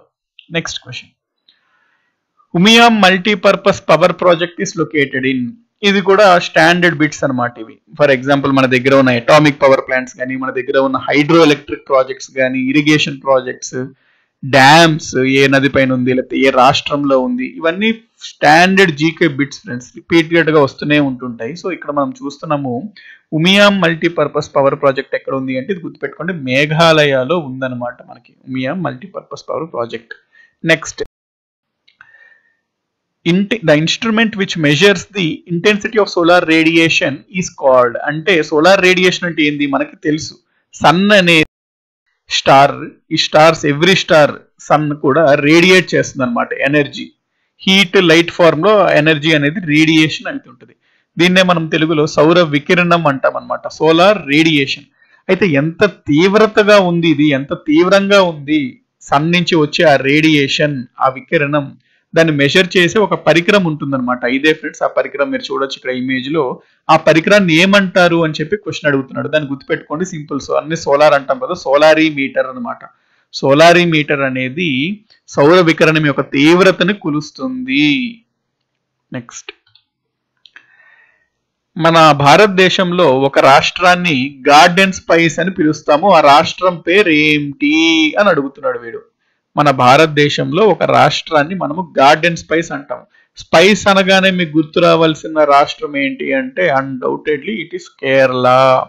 మనకి హిస్టరీలో కూడా యూరోపియన్స్, ముఖ్యంగా పోర్చుగీస్ వాళ్ళు కేరళకు రావడం జరిగింది. ఎందుకంటే కేరళ అనేది బ్లాక్ పెప్పర్ మరియు డిఫరెంట్ స్పైసెస్ కి బాగా ఫేమస్ అనమాట. సో దీని ఆన్సర్ ఏమొస్తుంది, కేరళ వస్తుంది. Next, Rajiv Gandhi environment award is given for outstanding contribution to. ఇక్కడ పేరులోనే ఉంది ఎన్విరాన్మెంట్ అవార్డ్ అంటే పర్యావరణ అవార్డ్. రాజీవ్ గాంధీ పర్యావరణ బహుమతి ఏ రంగంలో వాళ్ళకి ఇస్తారు అంటే పర్యావరణం సంబంధించి ఎవరన్నా ఒక అంటే పొల్యూషన్ కాలుష్యం లేకుండా ఒక కొత్త రకమైన టెక్నాలజీని కనుక్కోవడం వల్ల దానివల్ల చాలా పర్యావరణ కాలుష్యం తగ్గుతుంది అంటే చాలా మార్పు తీసుకురాగలుగుతుంది ఆ టెక్నాలజీ అంటే అటువంటి వ్యక్తులు ఆ టెక్నాలజీని తయారు చేసిన వ్యక్తులకి ఈ అవార్డు ఇవ్వడం అనేది జరుగుతుంది. So Rajiv Gandhi environment award is given for outstanding contribution the development of neat technology. Neat technology అంటే ఏంది? పరిశుభ్రమైన టెక్నాలజీ అంటే పర్యావరణంలో కాలుష్యాన్ని తగ్గించే విధంగా ఉండే ఏదైనా టెక్నాలజీని కానీ తీసుకొని వస్తే కనుక్కుంటే వాళ్ళకి ఇస్తారనమాట ఈ అవార్డు. ఇక్కడ ఇచ్చాడు చూడండి, award is given to industrial units. ఎవరైతే వినూత్నమైన ఇన్నోవేటివ్ కొత్త టెక్నాలజీస్ తయారు చేస్తున్నారు, దానివల్ల చాలా పొల్యూషన్ అనేది రెడ్యూస్ అవుతుంది లేకపోతే అరికట్టబడుతుంది, అట్లాంటి వాళ్ళకి అవార్డు ఇస్తారు. ఈ అవార్డులో భాగంగా 2 లక్షల ప్రైజ్ మనీ మరియు ఒక ట్రోఫీ మరియు ఒక సైటేషన్. సైటేషన్ అంటే ఏం లేదు, ఇట్లా ఇస్తారు ఒక చెక్ లాంటి ఒక సర్టిఫికేట్ లాంటిది, అందులో మెన్షన్ చేస్తారన్నమాట. సో అండ్ సో పర్సన్ కి ఇయర్ ఇట్లా ఇస్తున్నాము ఈ అవార్డు అట్లా. సో సైటేషన్, ట్రోఫీ మరియు 2 lakh rupees అనేది బహుమతిగా ఈ ప్రైజ్ కింద లభిస్తుంది మనకి. Next, Mahe and Yanam are the parts of the union territory of. మనకు తెలుసు పుడుచ్చేరి అనేది ఒక యూనియన్ టెరిటరీ ఉంటుంది. అందులో ఏమేమి ఉంటాయి భాగాలు పుడుచ్చేరిలో? యానాం ఉంటుంది, మాహే ఉంటుంది, కరైకల్ ఉంటుంది. కరైకల్. సో యానాం, మాహే, కరైకల్ ఇవన్నీ పుడుచ్చేరిలో భాగాలు అనమాట. యానాం ఆంధ్రప్రదేశ్లో ఉంటుంది. So Mahe and Yanam are the parts of union territories of అంటే పుడుచ్చేరి ఆన్సర్. ఇక్కడ మీరు చూడొచ్చు యానాం కింద భాగాలు అనమాట. మాహే, కరైకల్, యానం పాండిచ్చేరి సిటీనే ఉంటుంది. యానం ఇవన్నీ కలిపి మనం పాండిచ్చేరి అంటాము. డిఫరెంట్ భాగాల్లో ఉంటుంది అనమాట. ఒక్కొక్క దగ్గర యానం ఆంధ్రప్రదేశ్లో ఉంటుంది అట్లా. The most important breed of wool producing sheep in the world is. ప్రపంచంలో ఉన్ని ఉత్పత్తి చేసే గొర్రెల యొక్క ముఖ్యమైన జాతి ఏది? ఆ షీప్ ఇదే ఫ్రెండ్స్, ఏదైతే ఉందో ఆన్సర్ ఆ షీప్ యొక్క ఇదే అనమాట. ఇక్కడ మీరు చూడొచ్చు దాని యొక్క వూల్ చూడడానికే ఎంత క్వాలిటేటివ్ గా ఉంది, ఎంత క్వాంటిటేటివ్ గా కూడా ఉందో ఇక్కడ. దీన్నే మనము మెరీనో అంటాం అనమాట. ఈ మెరీనో షీప్ అంటాం దీన్ని. ఆ బ్రీడ్ అనమాట, మెరీనో బ్రీడ్ కి చెందిన గొర్రె ఇది, షీప్ ఇది. దీని నుంచి వచ్చిన వూల్నే మనము మెరీనో వూల్ అంటాం. ఇది వరల్డ్ లోనే చాలా ఫేమస్ వూల్ అనమాట. సో దీని ఆన్సర్ మెరీనో. ప్రపంచంలో ఉన్ని ఉత్పత్తి చేసే గొర్రెల యొక్క ముఖ్యమైన జాతి ఏది అంటే మెరీనో షీప్, మెరీనో జాతి గల గొర్రె. దాని నుంచి వచ్చే ఉనిని మనం మెరీనో ఉన్ని అంటాం. నెక్స్ట్, మన దేశంలోనే మొట్టమొదటి సముద్ర జాతీయ ఉద్యానవనం ఎక్కడ ఉంది అంటున్నాడు. India's first marine national park is located in. First అనేవి కూడా బిట్స్ ఎగ్జామినేషన్స్ అడుగుతుంటుంటాడు. ఫస్ట్ నేషనల్ పార్క్ ఏది, ఫస్ట్ వైల్డ్ లైఫ్ శాంక్చురీ ఏది, అట్లాంటివి. కాబట్టి మనకి మెరైన్ నేషనల్ పార్క్ వచ్చేసరికి గల్ఫ్ ఆఫ్ కచ్ అనమాట, గుజరాత్ లో ఉంటుంది. ఇక్కడ మనకి గుజరాత్ ఇట్లా ఉంటుంది కదా రాష్ట్రం, అక్కడ ఈ ఏరియాను వీటిని మనము గల్ఫ్ ఆఫ్ కచ్ అంటాము. ఇది వాటర్ తో కూడుంటుంది. దీన్ని మనము ఒక నేషనల్ పార్క్, కాకపోతే ఇది వాటర్ కాబట్టి మెరైన్ నేషనల్ పార్క్ అంటాము. ఒక వాటర్ బాడీ ఫస్ట్ టైం మనము నేషనల్ పార్క్ లాగా గుర్తించాము, అది Gulf of Kutch marine national park అన్నమాట. నెక్స్ట్, మనకి ఇండియా అంటే ఇండియన్ రివర్స్ అన్నమాట. ఇవి 3 చాలా ప్రాముఖ్యమైన, చాలా ఇంపార్టెంట్ 3 ఇండియన్ రివర్స్ కి ఒకటే సోర్స్ ఉంటుందన్నమాట. అంటే ఒకటే రీజియన్ నుంచి 3 అతి ముఖ్యమైన భారతదేశంలో ప్రవహించే నదులు జన్మిస్తాయి. ఆ ప్లేస్ వచ్చేసరికి మనకి ఇక్కడ చూస్తున్నాం కదా, ఇది మనకి హిమాలయాస్ లోని మానసరోవర్ లేక్ అంటాం దీన్ని మనం. చూడండి ఎంత నీట్ గా ఉంది, మానసరోవర్ లేక్. మానసరోవర్ లేక్ ఇది ఎక్కడుంది అంటే టిబెట్ లో ఉంటుంది. ఇది మనకి మానసరోవర్ లేక్ టిబెట్ లో ఉంటుంది. ఇది హిమాలయాస్, మనకి టిబెట్ లో హిమాలయాస్ స్ప్రెడ్ అయి ఉంటాయి కదా. ఈ మానసరోవర్ లేక్ నుంచే 3 చాలా ఇంపార్టెంట్ ప్రముఖమైన 3 నదులు ఇక్కడే జన్మిస్తాయి. ఏంటేంట నదులు అని క్వశ్చన్ అడుగుతున్నాడు. ఇక్కడ గుర్తుపెట్టుకోండి, ఒక నది వచ్చేసరికి మనకి బ్రహ్మపుత్ర ఒక నది, ఇంకొక నది వచ్చేసరికి ఇండస్ సింధు నది, ఇంకోటి సట్లజ్ నది. ఈ 3 నదులు ఎక్కడ పుడతాయి అంటే మానసరోవర్ లేక్లోనే పుడతాయి. ఇది ఎక్కడ ఉందంటే టిబెట్లో ఉంది. సో క్వశ్చన్ అర్థమైంది కదా. 3 important rivers of the Indian sub continent have their sources, అంటే ఎక్కడ పుడుతుంది, ఎక్కడ జన్మిస్తుంది అని. Near the Mansarovar lake in the great Himalayas. Great Himalayas నుండి మానసరోవర్ లేక్ దగ్గర ఉంటాయి ఆ 3 రివర్స్. ఆ 3 రివర్స్ ఏంటి అని అడుగుతున్నాడు. Brahmaputra, Indus, Sutlej. The planet which has maximum number of satellites is, గరిష్ట సంఖ్యలో ఉపగ్రహాలను కలిగి ఉన్న గ్రహం ఏది? మన గ్రహం ఉంటుంది, గ్రహం చుట్టూ తిరిగేది ఉపగ్రహం అంటాము. మన ఎర్త్కి వచ్చేసరికి, భూమికి వచ్చేసరికి దీన్ని ఏమంటాం మనం, మూన్ అంటాం అనమాట. ఎన్ని ఉంటాయి ఎర్త్కి ఉపగ్రహాలు? ఒకటే ఉంటుంది. అట్లాగా ఒక్కొక్క గ్రహం ఒక్కో సంఖ్యలో ఉపగ్రహాలు ఉంటాయి. అట్లాగా మనకి అన్నిటికన్నా అధిక సంఖ్యలో, గరిష్ట సంఖ్యలో ఏ గ్రహానికి ఉంటాయి ఉపగ్రహాలు అంటే, ఎప్పుడన్నా ఈ గ్రహం అనేది ఎంత పెద్దగా ఉంటే అన్ని ఎక్కువ ఉపగ్రహాల్ని అది ఆకట్టుకోగలుగుతుంది. గ్రావిటేషనల్ ఫోర్స్ వల్ల, గురుత్వాకర్షణ శక్తి అంటారు కదా, వాటి వల్ల. సో అన్నిటికన్నా పెద్ద గ్రహం ఏది మనకి మన సోలార్ సిస్టంలో అంటే జూపిటర్. కాబట్టి దేనికి ఎక్కువ ఉంటాయి ఉపగ్రహాలు అంటే undoubtedly it should be Jupiter. తెలుగులో దాన్ని మనం బృహస్పతి అంటాం. జూపిటర్కి మ్యాక్సిమం నెంబర్ ఆఫ్ శాటిలైట్స్ ఉంటాయి. ఇక్కడ మీరు చూడొచ్చు, ఎప్పుడన్నా ఉపయోగపడచ్చు అని ఎగ్జామినేషన్. జూపిటర్లో 67 మూన్స్ ఉంటాయి. నెక్స్ట్ వచ్చేసరికి సాటర్న్. ఈ మధ్యన ఎగ్జామినేషన్స్లో సెకండ్ హైయెస్ట్ ఏది ఉంటుంది అని కూడా అడగడం జరుగుతుంది. ఎందుకంటే ఫస్ట్ హైయెస్ట్ జనరల్గా చాలా మంది చదువుతున్నారు. సో సెకండ్ హైయెస్ట్ ఎవరు ఫోకస్ చేయట్లేదు, అందుకని సెకండ్ హైయెస్ట్ కూడా అడగడం జరుగుతుంది. లేకపోతే క్వశ్చన్ ఇట్లా అడుగుతాడు అనమాట. After Jupiter which of the following planets have the largest number of satellites? Jupiter తర్వాత ఏ గ్రహానికి గరిష్ట సంఖ్యలో ఉపగ్రహాలు ఉంటాయి? సో నెక్స్ట్ కూడా గుర్తుపెట్టుకోండి, సాటర్న్, తర్వాత యురేనస్, నెప్ట్యూన్, అట్లా ఉంటాయి. మనకి 3 గుర్తుపెట్టుకోండి సరిపోతుంది. Jupiter, Saturn, Uranus. జూపిటర్కి ఎన్ని అంటే 67. Which of the following food grain crops occupies the largest part of the cropped area in India? భారతదేశంలో పంట విస్తీర్ణంలో ఎక్కువ భాగాన్ని ఈ క్రింది ఏ ఆహార ధాన్యం పంటలు ఆక్రమించాయి? క్వశ్చన్ ఏమంటున్నాడు అంటే, మన భారతదేశంలో రకరకాల పంటలు పండిస్తాం. ఫర్ ఎగ్జాంపుల్ రైస్ అంటే ప్యాడీ, వరి, మరియు వీట్, గోధుమ, బార్లీ, మెయిజ్, జోవారు, బాజ్రా, ఇట్లా రకరకాల పంటలు మనం భారతదేశంలో పండిస్తాం. అయితే ఏ పంట అధిక విస్తీర్ణంలో మనం పండిస్తున్నాము అని అడుగుతున్నాడు. ఎక్కువ భాగం ఏ పంట విస్తీర్ణంలో పండిస్తున్నాము అంటే గుర్తుపెట్టుకోండి, ఎక్కువ మంది తినేది ఏంటి మనకి, రైస్ అనమాట. సో రైస్ అనేది ఆన్సర్. మనకి ప్రపంచంలోనే భారతదేశం second highest producer of rice అనమాట. ఫస్ట్ వచ్చేసరికి ఏది అంటే China. First China, second India. So ఇండియాలో అన్నిటికన్నా ఎక్కువ విస్తీర్ణంలో ఏ పంట పండిస్తున్నారు అంటే రైస్. ఇక్కడ చూడొచ్చు మీరు, ఇండియాలో మోస్ట్ కల్టివేటెడ్ క్రాప్ అంటే అధికంగా ఏది మనం ఉత్పత్తి చేస్తున్నామంటే రైస్. ఫస్ట్ వచ్చేసరికి చైనా, చైనా తర్వాత ఇండియా. 2017 ఆ ఇయర్లో చూసుకుంటే భారతదేశంలో దాదాపుగా 43.2 మిలియన్ హెక్టార్స్ అంటే 4 కోట్ల హెక్టార్స్, 4 crores హెక్టార్స్ లో మనము అంత ఏరియాలో రైస్ ని మనము పండించామన్నమాట. Next, as per 2011 census of India, the state which registered lowest sex ratio is 2011 భారత జనాభా లెక్కల ప్రకారం అతి తక్కువ లింగ నిష్పత్తి నమోదు చేసిన రాష్ట్రం ఏది అంటున్నాడు. లింగ నిష్పత్తి అంటే సెక్స్ రేషియో అంటే ఏమిటి అంటే 1000 మంది మగవారికి ఎంతమంది ఆడవారు నివసిస్తున్నారు అనేది మనకి సెక్స్ రేషియో అంటాం అన్నమాట. Number of females living per 1000 males, this is known as sex ratio.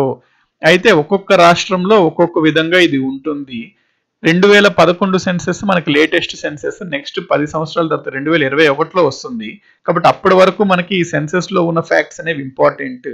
ఈ సెన్సెస్ ప్రకారం మనకి హర్యానాలో మాత్రం అతి తక్కువ సెక్స్ రేషియో ఉంటుంది రాష్ట్రాల పరంగా మాట్లాడుకుంటే. సో హర్యానా అనేది ఆన్సర్ అనమాట. దాదాపుగా సమ్ 867 అట్లా 60s లో ఉంటుందండి. ఇక్కడ చాలా తక్కువ అనమాట అది. ఇక్కడ ఎక్స్ప్లెనేషన్ ఉంది. సెక్స్ రేషియో అంటే 1000 మంది మగవాళ్ళకి ఎంతమంది ఆడవారు ఉన్నారు అని. 2011 జనాభా లెక్కల ప్రకారం ఇండియా యావరేజ్ గా చూసుకుంటే, ఓవరాల్ ఇండియాది మొత్తంగా చూసుకుంటే మనం సెక్స్ రేషియో ఎంత ఉంది అంటే 943. లోయెస్ట్ సెక్స్ రేషియో ఎక్కడుందంటే హర్యానా. ఇది ప్రభుత్వం చాలా కఠినమైన చర్యలు ఇక్కడ తీసుకోవాలి. ఎందుకంటే 877 ఇందాక మనం 77 అనమాట. 877 హర్యానా యొక్క సెక్స్ రేషియో అనమాట. స్టేట్ పరంగా చూసుకుంటే హర్యానాకి అతి తక్కువ సెక్స్ రేషియో ఉంది. అదే మనము యూనియన్ టెరిటరీస్ పరంగా చూసుకుంటే దామన్ అండ్ డియు అని ఉంటుందండి, ఒక యూనియన్ టెరిటరీ, కేంద్రపాలిత ప్రాంతం. అక్కడ సెక్స్ రేషియో మరీ దారుణం అనమాట, 618 ఉంది. సో ఇవి ఫ్యాక్ట్స్ అనమాట సెక్స్ రేషియోకి సంబంధించి. The Yarlung Zangbo river in India is known as అంటే ఇక్కడ ఏం లేదు, మనకి టిబెట్ ఉంటుంది కదా, టిబెట్ లో టిబెట్ ఉంది కదా, టిబెట్ లో మనకి ఒక రివర్ పుడుతుంది అనమాట. ఆ రివర్ ని మనము యార్లంగ్ జాంగ్బో అని టిబెట్ లో పిలుచుకుంటారు. ఈ రివర్ ని యార్లంగ్ జాంగ్బో రివర్ అని. ఈ నది అట్లా ప్రవహించి టిబెట్ నుంచి ఇండియాకి ఎంటర్ అవుతుంది. ఇండియాకి ఎంటర్ అయ్యేకి ఈ రివర్ నే మనం ఏమంటాము అంటే చాలా famous river Brahmaputra river. So Yarlung Zangbo, భారతదేశంలోని యార్లంగ్ జాంగ్బో అని ఏ నదిని పిలుస్తారంటే బ్రహ్మపుత్ర అని పిలుస్తారు. Mudumalai sanctuary is located in, ఇందాక నేను మీకు చెప్పాను అనమాట, ఇట్లాంటివి బిట్స్ ఖచ్చితంగా అడుగుతుంటాడు, శాంక్చురీస్ ఎక్కడ, నేషనల్ పార్క్స్ ఎక్కడ అని. గుర్తుపెట్టుకోండి, మధుమలై అంటే తమిళనాడులో ఉంటుంది మనకి మధుమలై శాంక్చురీ. మధుమలై అభయారణ్యం ఎక్కడుంది అంటే తమిళనాడు. ఇక్కడ మీరు చూడొచ్చు ఆ శాంక్చురీలోనే కొంత భాగం టైగర్ రిజర్వ్ కూడా ఉంటుంది. సో మధుమలై టైగర్ రిజర్వ్ అంటాం దీన్ని, తమిళనాడు ఫారెస్ట్ డిపార్ట్మెంట్ అని ఉంది. ఈ మధుమలై నేషనల్ పార్క్ మరియు వైల్డ్ లైఫ్ శాంక్చురీ, ఈ మధుమలై నేషనల్ పార్క్ లోనే మధుమలై వైల్డ్ లైఫ్ శాంక్చురీ కూడా ఉంది, అక్కడే టైగర్ రిజర్వ్ కూడా ఉందన్నమాట. సో ఈ మధుమలై అనేది ఒక national park, wild life sanctuary, tiger reserve కూడా. ఇది మనకి ఎక్కడ ఉంటుందంటే నీలగిరి హిల్స్ దగ్గరలో ఉంటుంది, కోయంబత్తూరుకు దాదాపుగా 150 కిలోమీటర్ల దూరంలో ఉంటుంది, తమిళనాడులో ఉంటుందని గుర్తుపెట్టుకోండి. Mudumalai tiger reserve, Mudumalai national park ఏదన్నా. Next, rail coach factory is located in. Rail coach factory అంటే ఏం లేదండి, ఇది గవర్నమెంట్ యొక్క ఫ్యాక్టరీ లాంటిది. ఇక్కడ మనము ట్రైన్స్ కి ఉన్న బోగీలు, ప్యాసింజర్ కోచెస్ అంటాం దీన్ని. ప్యాసింజర్ అంటే ప్రయాణికుల బోగీలు ఉంటాయి కదా, అవి ఇక్కడ తయారవుతుంటాయి. ఇక్కడ మీరు చూడొచ్చు బొమ్మల్లో, ఇక్కడ అంతా అసెంబుల్ చేసి ఉన్నారు, వీటిని వీళ్ళు తయారు చేస్తున్నారు. ఇది ఎక్కడ ఉంది అని అడుగుతున్నాడు question. Rail coach factories located in, ఇది ఎక్కడ ఉందంటే మనకి పంజాబ్ లోని కపూర్తలా దగ్గర ఉంది. ఇక్కడ ప్యాసింజర్ బోగీల్ని తయారు చేయడం జరుగుతుంటుంది. మనకి దాదాపుగా రీసెంట్ గా తేజస్ ఎక్స్ప్రెస్ వచ్చింది కదా, దాని యొక్క బోగీల్ని కూడా దీంట్లోనే తయారు చేశారనమాట, కపూర్తలా దాంట్లో. సో ఇది చాలా ఇంపార్టెంట్ బిట్ ఇది. నెక్స్ట్, గ్రీన్ హౌస్ ప్రభావానికి ఎక్కువగా కారణమయ్యే వాయువు ఏది అని అడుగుతున్నాడు. ఇది చాలా ట్రిక్కీ క్వశ్చన్, ఇది కొన్ని ఎగ్జామినేషన్స్ అడగడం జరిగింది. The gas which is largely responsible for green house effect is, మనం జనరల్ గా గ్రీన్ హౌస్ ఎఫెక్ట్ అంటే ఏమనుకుంటాము, కాలుష్యానికి సంబంధించిన పరిణామం ఇది అనుకుంటాము. కాలుష్యం అనగానే మనకు గుర్తొచ్చే వాయువులు ఏంటి, కార్బన్ డైఆక్సైడ్, మీథేన్ అట్లాంటివి గుర్తొస్తుంటాయి. కానీ ఇక్కడ మనం ఆన్సర్ కార్బన్ డైఆక్సైడ్, మీథేన్ పెట్టేస్తుంటాం తొందరలో. కానీ ఇక్కడ ఆన్సర్ ఏంటంటే మనకి గ్రీన్ హౌస్ ప్రభావానికి ఎక్కువగా కారణమయ్యేవి వాటర్ వేపర్ అండి. వాటర్ వేపర్ వచ్చేసరికి దీని ఆన్సర్ అనమాట, అంటే నీటి ఆవిరి దీని యొక్క ఆన్సర్. ఇది largely responsible for green house effect. Next, what is the difference between the Indian standard time, IST అంటాం, గ్రీన్విచ్ స్టాండర్డ్ టైం, జిఎంటి అంటాం, Greenwich meridian time. So Indian standard time మరియు గ్రీన్విచ్ స్టాండర్డ్ టైం మధ్య తేడా ఏమిటి, ఎంత అన్నట్టు వీడు అడుగుతున్నాడు ఇక్కడ క్వశ్చన్. నేను ఇక్కడ మీకు కాన్సెప్ట్ ఎక్స్ప్లెయిన్ చేస్తే చూడండి. ఇది మనకి మొత్తం వరల్డ్ ఇట్లా ప్రపంచం ఇట్లా అనుకుంటే మనకి ఈ దాదాపుగా ఈ మధ్యలో అట్లాగా మనకి లండన్ ఉంటుంది. లండన్ లో ఒక ప్లేస్ పేరు గ్రీన్విచ్ అనమాట. ఇది లండన్ లో ఒక ప్లేస్ పేరు గ్రీన్విచ్. మనకి లాంగిట్యూడ్స్ అని ఉంటుంటాయి, లాంగిట్యూడ్స్, లాటిట్యూడ్స్. ఇట్లా స్ట్రైట్ గా ఉండేవన్నీ లాంగిట్యూడ్స్, ఇట్లా ఫ్లాట్ గా హారిజాంటల్ గా ఉండే వాటిని మనము లాటిట్యూడ్స్ అంటాం. ఇవి లాట్, ఇవి లాంగ్ అన్నమాట. తెలుగులో లాంగిట్యూడ్స్ ని మనము రేఖాంశాలు అంటాము, లాటిట్యూడ్స్ ని అక్షాంశాలు అంటాము. ఇవి రేఖాంశాలు. సో ఇక్కడ నుంచి మనకు ఎగ్జాక్ట్ గా గ్రీన్విచ్ నుంచి ఒక లాంగిట్యూడ్ వెళ్తుందండి, ఒక రేఖాంశం వెళ్తుంది. దాన్ని మనము 0 degrees లాంగిట్యూడ్ అంటాం, 0 degrees రేఖాంశం అంటాం. అట్లాగే చాలా దేశాల నుంచి వేరు వేరు లాంగిట్యూడ్స్, రేఖాంశాలు ప్రవహిస్తుంటాయి. దాన్ని బట్టి ప్రతి దేశం ఒక స్టాండర్డ్ లాంగిట్యూడ్ ని తన ఒక స్టాండర్డ్ టైం గా తీసుకుంటుంది అనమాట. మన ఇండియా వచ్చేసరికి దాదాపుగా ఇక్కడ ఇట్లా ఉంటుంది. మన ఇండియా నుంచి వెళ్ళే లాంగ్ 82.5 degrees ఈస్ట్ అనమాట. 82.5 degrees ఈస్ట్ రేఖాంశం ఇది లాంగిట్యూడ్. ఈ గ్రీన్విచ్ నుంచి ఇటు సైడ్ ఉన్నవన్నీ ఈస్ట్ గా పరిగణిస్తాం, ఇటు సైడ్ ఉన్నవన్నీ వెస్ట్ గా పరిగణిస్తాం. సో మన భారతదేశం దీనికి ఈస్ట్ గా ఉంది కాబట్టి దీని వాల్యూ 82.5 అనమాట. 82.5 తూర్పు రేఖాంశంలో ఇండియా ప్రవహిస్తుంది. దీన్ని మనము స్టాండర్డ్ రేఖాంశంగా పరిగణించుకున్నాం మన దేశానికి. అందుకని దీనిలో ఉండే టైం ని మనము మన భారతదేశం యొక్క స్టాండర్డ్ టైం అంటాం, అంటే ఇండియన్ స్టాండర్డ్ టైం అంటాం అనమాట దీన్ని. సో ఇక్కడ మనం చూస్తే ప్రతి రేఖాంశానికి 4 minutes అనమాట టైం. ప్రతి రేఖాంశానికి 4 minutes టైం ఉంటుంది. ఇది 0 degrees రేఖాంశం, ఇది 82.5 degrees రేఖాంశం. సో ఎంత ఉన్నాయి? 82.5 degrees అంటే 82.5 into 4 minutes కదా, ఒక్కొక్క లాంగిట్యూడ్ కి 4 minutes. అట్లాగా మంది దీని నుంచి 82.5 degrees లాంగిట్యూడ్ దూరంలో ఉంది. సో 82.5 degrees into 4 అంటే మనకి 330 minutes వస్తుంది. 330 minutes అంటే 5 hours 30 minutes, అంటే 5.5 hours డిఫరెన్స్ అనమాట టైము. ఈ స్టాండర్డ్ బిట్ గా గుర్తు పెట్టేసుకోండి. మీకు ఎక్స్ప్లెనేషన్ నేను ఇచ్చాను ఎవరికన్నా ఎందుకు వచ్చింది అది అని చెప్పడానికి. ఇది గ్రీన్విచ్ మెరిడియన్ టైం కి ఇండియన్ స్టాండర్డ్ టైం కి ఎంత తేడా అంటే 5.5 గంటలు అని గుర్తుపెట్టుకోండి. అంటే సింపుల్ ఏం లేదు. ఫర్ ఎగ్జాంపుల్ గ్రీన్విచ్ మెరిడియన్ టైంలో సమయం మిట్ట మధ్యాహ్నం 12 గంటలు అయింది అనుకోండి. మనది ఎంత ఉండొచ్చు టైం అని అప్పుడు అంటే, ఎప్పుడన్నా టైం ఫస్ట్ ఇక్కడ స్టార్ట్ అవుతుందండి, మనకి తూర్పున స్టార్ట్ అవుతుంది. ఎప్పుడు మన ప్రపంచంలో తూర్పు నుంచి పడమర వైపు ఈస్ట్ టు వెస్ట్ ట్రావెల్ అవుతుంది. సో మనం వాళ్ళకన్నా 5.5 గంటలు ముందు ఉంటాం. ఈ గ్రీన్విచ్ లో ఉన్న వాళ్ళకన్నా మనము 5.5 గంటలు ముందు ఉంటాం. వీళ్ళకి 12 అయిందంటే మనకి ఎంత ఉంటుంది? వీళ్ళది టైం ప్లస్ 5.5 గంటలు అనమాట. మనం అంటే సాయంత్రం 5:30 అవుతుంది మన టైం. అప్పుడు మనకన్నా 5.5 గంటలు వెనకాలి కాబట్టి వాళ్ళకి అప్పుడు మిట్ట మధ్యాహ్నం అంటే మనకు 5:30 అనమాట, సాయంత్రం PM. సో ఇది గుర్తుపెట్టుకోండి. Indian standard time Greenwich meridian time మధ్యలో డిఫరెన్స్ ఎంత అంటే 5.5 hours. Western Ghats are also known as అంటున్నాడు. అంటే పశ్చిమ కనుమలు. ఇక్కడ మీరు చూడొచ్చు, ఇవి పశ్చిమ దిక్కులో ఉన్నాయి కాబట్టి కొండలు ఇవి పశ్చిమ ఘాట్స్ అంటాం, వెస్టర్న్ ఘాట్స్. ఇవి ఈస్టర్న్ ఘాట్స్, తూర్పు ఇవి ఘాట్స్ ఈస్టర్న్ ఘాట్స్ అనమాట, తూర్పు కనుమలు. వెస్టర్న్ ఘాట్స్ ని ఇంకా ఏమని పిలుస్తారు అని అడుగుతున్నాడు. సహ్యాద్రీస్ అని పిలుస్తాం అనమాట. Western Ghats are also known as Sahyadris. గుర్తుపెట్టుకోండి. ఇంకోండి ఇక్కడ ఇచ్చాడు, మహారాష్ట్ర కర్ణాటక ఆ రీజియన్స్ లో వెస్టర్న్ ఘాట్స్ ని సహ్యాద్రి అని పిలుస్తాం అనమాట. ఈ వెస్టర్న్ ఘాట్స్ ఇక్కడ మీరు చూసినట్లయితే వెస్టర్న్ ఘాట్స్ ఈస్టర్న్ ఘాట్స్ ఒక ప్రదేశంలో కలుస్తున్నాయి. They are joining at a particular place. So western ghats and eastern ghats are joining at a particular place. ఇక్కడ ఉన్న హిల్స్ ని మనం ఏమంటామంటే నీల్గిరి హిల్స్ అంటాం. So Nilgiri hills connects western ghats with eastern ghats. The western ghats meets the eastern ghats at Nilgiris అనమాట. తమిళనాడులో ఉంటుంది Nilgiris.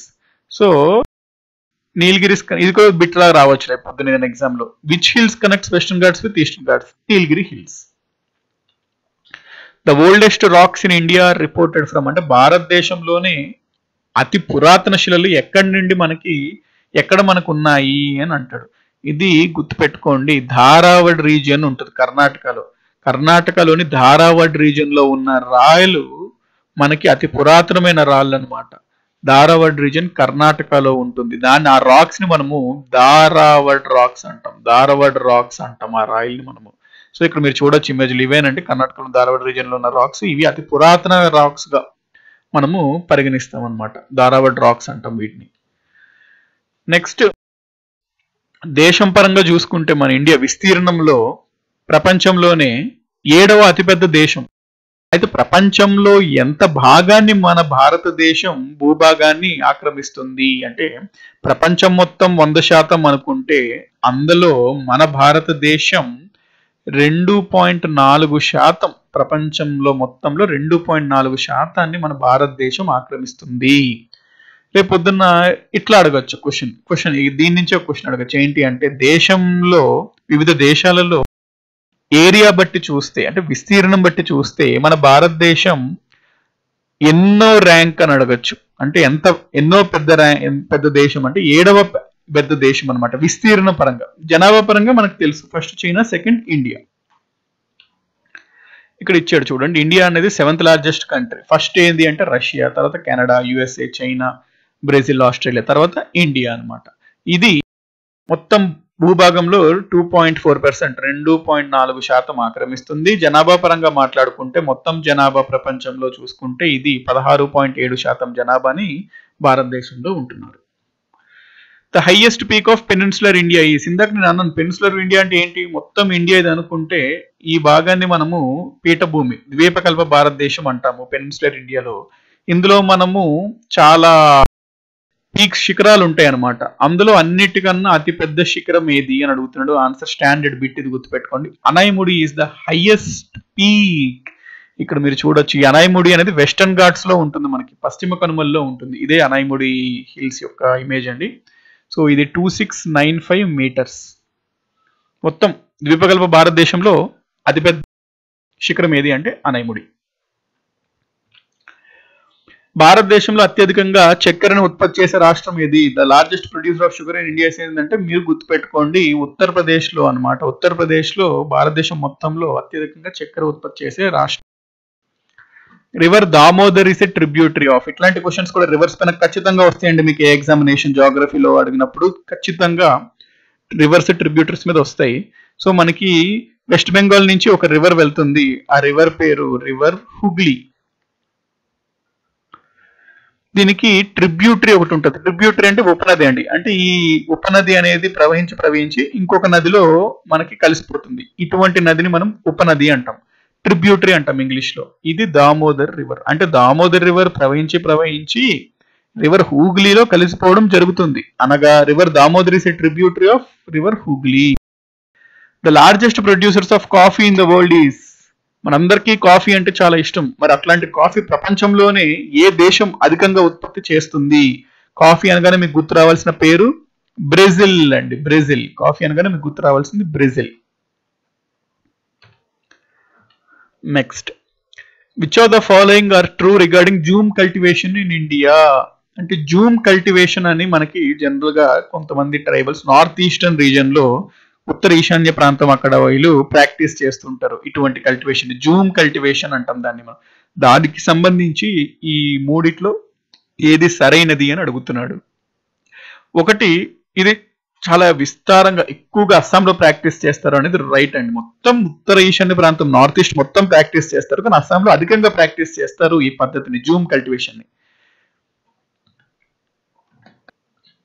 Zoom cultivation ని మనం షిఫ్టింగ్ కల్టివేషన్ అని కూడా అంటాం. అంటే ఏం లేదు, ఇప్పుడు కొంతమంది జనాలు కలిసి ఒక ప్రాంతంలో ఒక పంట వేస్తారు, పంట దిగుబడి వస్తుంది. దాని తర్వాత ఆ భూమిని వదిలేసి వాళ్ళు ఇంకొక భూమికి వెళ్ళి పంట చేసుకుంటారు, ఇంకొక భూమికి వెళ్ళి పండిస్తుంటారు. అట్లాగా వీళ్ళు ఎప్పటికప్పుడు షిఫ్ట్ అవుతూ ఉంటున్నారు. అందుకే దీన్ని షిఫ్టింగ్ కల్టివేషన్ అని కూడా అంటాం. దీనివల్ల ఏమవుతుందంటే భూ సాంద్రత తగ్గిపోతుంది, అడవి ఫారెస్టెడ్ ఏరియా అంటాం అనమాట. అడవి ప్రాంతం యొక్క విస్తీర్ణం కూడా తగ్గిపోతుంది. ఎందుకంటే వీళ్ళు వాటిని నరికివేసి ఆ ఏరియాని క్లియర్ చేసి పంట పండిస్తున్నారు, వదిలేసి మళ్ళీ ఇంకో ప్రాంతానికి వెళ్ళిపోతున్నారు. దీనివల్ల ఇది ఎక్కువ అస్సాం ఆ ప్రాంతంలో జరుగుతుంది అనేది రైట్. దీన్ని స్లాష్ అండ్ బర్న్ టెక్నిక్ అంటారు. ఎందుకంటారో చెప్తాను.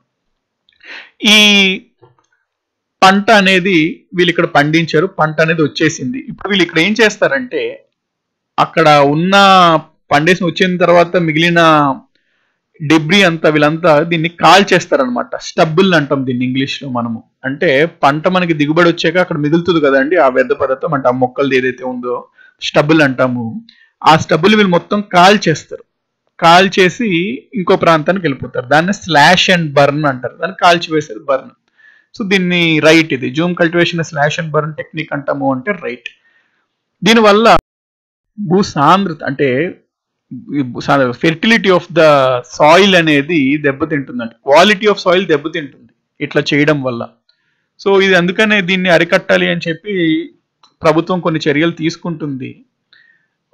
థర్డ్ స్టేట్మెంట్, ఫెర్టిలిటీ అనేది కొన్ని సంవత్సరాల్లో దీనివల్ల తగ్గుతుంది అనేది రైట్ ఆప్షన్.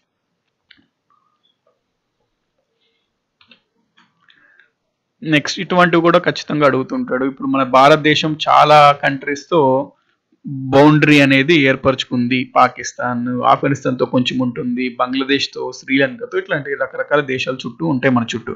అయితే మన దేశానికి వాళ్ళ దేశానికి మధ్యలో డిఫరెన్షియేట్ చేసే బౌండరీస్ ఉంటుంది అనమాట. ఆ బౌండరీస్ కి ఒక్కొక్క దగ్గర ఒక్కొక్క పేరు ఉంది.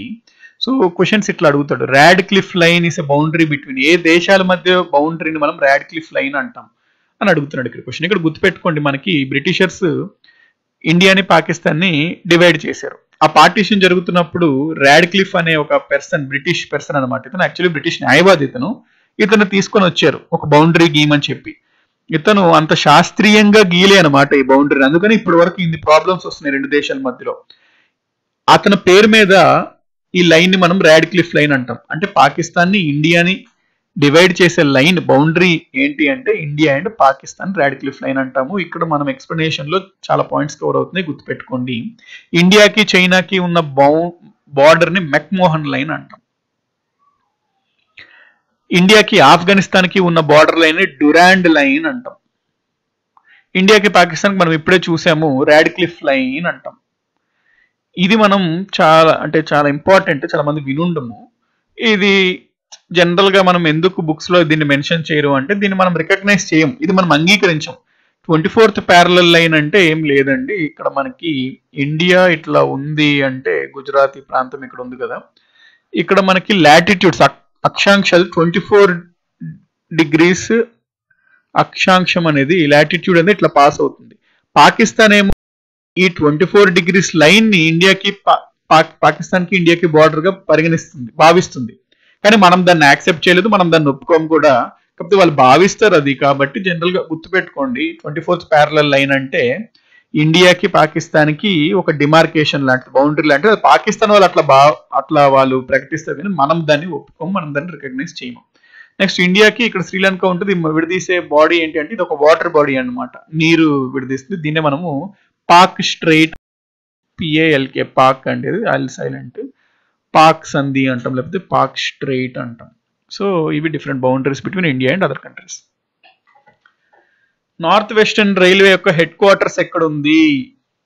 సో మనకి రైల్వేస్ చూసుకుంటే మొత్తం ఇండియాలో కొంత భాగాల్ని రైల్వేస్ జోన్స్ లాగా విడదీసుకున్నామండి మనం, మొత్తం ఇండియాని. వీటిని రైల్వే జోన్స్ అంటాం. ఆ జోన్ లో మళ్ళీ కొన్ని డివిజన్స్ ఉంటాయి అనమాట. ఇవి గుర్తుపెట్టుకోండి, కాన్సెప్చువల్ గా చదివితే మనకు క్వశ్చన్స్ ఎట్లా ఇచ్చినా మనం ఆన్సర్ చేయగలుగుతాం. రైల్వేస్ గురించి మాట్లాడినప్పుడు మొత్తం భారతదేశాన్ని కొన్ని జోన్స్ గా విడదీసుకున్నాం ఫస్ట్. ఆ జోన్ లో మళ్ళీ కొన్ని డివిజన్స్ గా విడదీసుకున్నాం. మొత్తం మనకి ఎన్ని జోన్స్ ఉండేవి? ఇది వరకు 17 ఉండేవి, రీసెంట్ గా ఒకటి యాడ్ చేశారు, 18 అయినాయి. రీసెంట్ గా ఒకటి యాడ్ చేసింది ఏంటి అంటే విశాఖపట్నం అన్నమాట. దీన్ని సౌత్ కోస్టల్ జోన్ అంటాం. ఇందులో ఎన్ని డివిజన్స్ ఉన్నాయి? మొత్తం 4 డివిజన్స్ ఉన్నాయి. వాల్టేర్, విజయవాడ, గుంతకల్, గుంటూరు, ఇవి 4 డివిజన్స్ అనమాట. విశాఖపట్నం జోన్ కింద వస్తాయి. హెడ్ క్వార్టర్స్ విశాఖపట్నం, దాన్ని సౌత్ కోస్టల్ జోన్ అంటాం. అట్లా మొత్తం ఎన్ని జోన్స్ ఉన్నాయి? 18 జోన్స్ ఉన్నాయి. ఆ 18 జోన్స్ లో ఒక జోన్ వచ్చేసరికి నార్త్ వెస్టర్న్ రైల్వే జోన్. ఒక్కొక్క జోన్ కి ఒక్కొక్క హెడ్ క్వార్టర్స్ ఉంటుంది. మరి ఈ రైల్వే జోన్ కి హెడ్ క్వార్టర్స్ ఎక్కడ ఉందంటే జైపూర్ లో ఉంది. India's first atomic power plant is అంటే భారతదేశంలో మొదటి అణు విద్యుత్ శక్తి యొక్క ప్లాంట్ ఎక్కడ ఉంది అని అడుగుతున్నాడు. ఇది గుర్తుపెట్టుకోండి, చాలా ఫేమస్ పవర్ ప్లాంట్ అనమాట. మనకు మహారాష్ట్ర రాష్ట్రంలోని తారాపూర్ పవర్ ప్లాంట్ అని ఉంటుంది.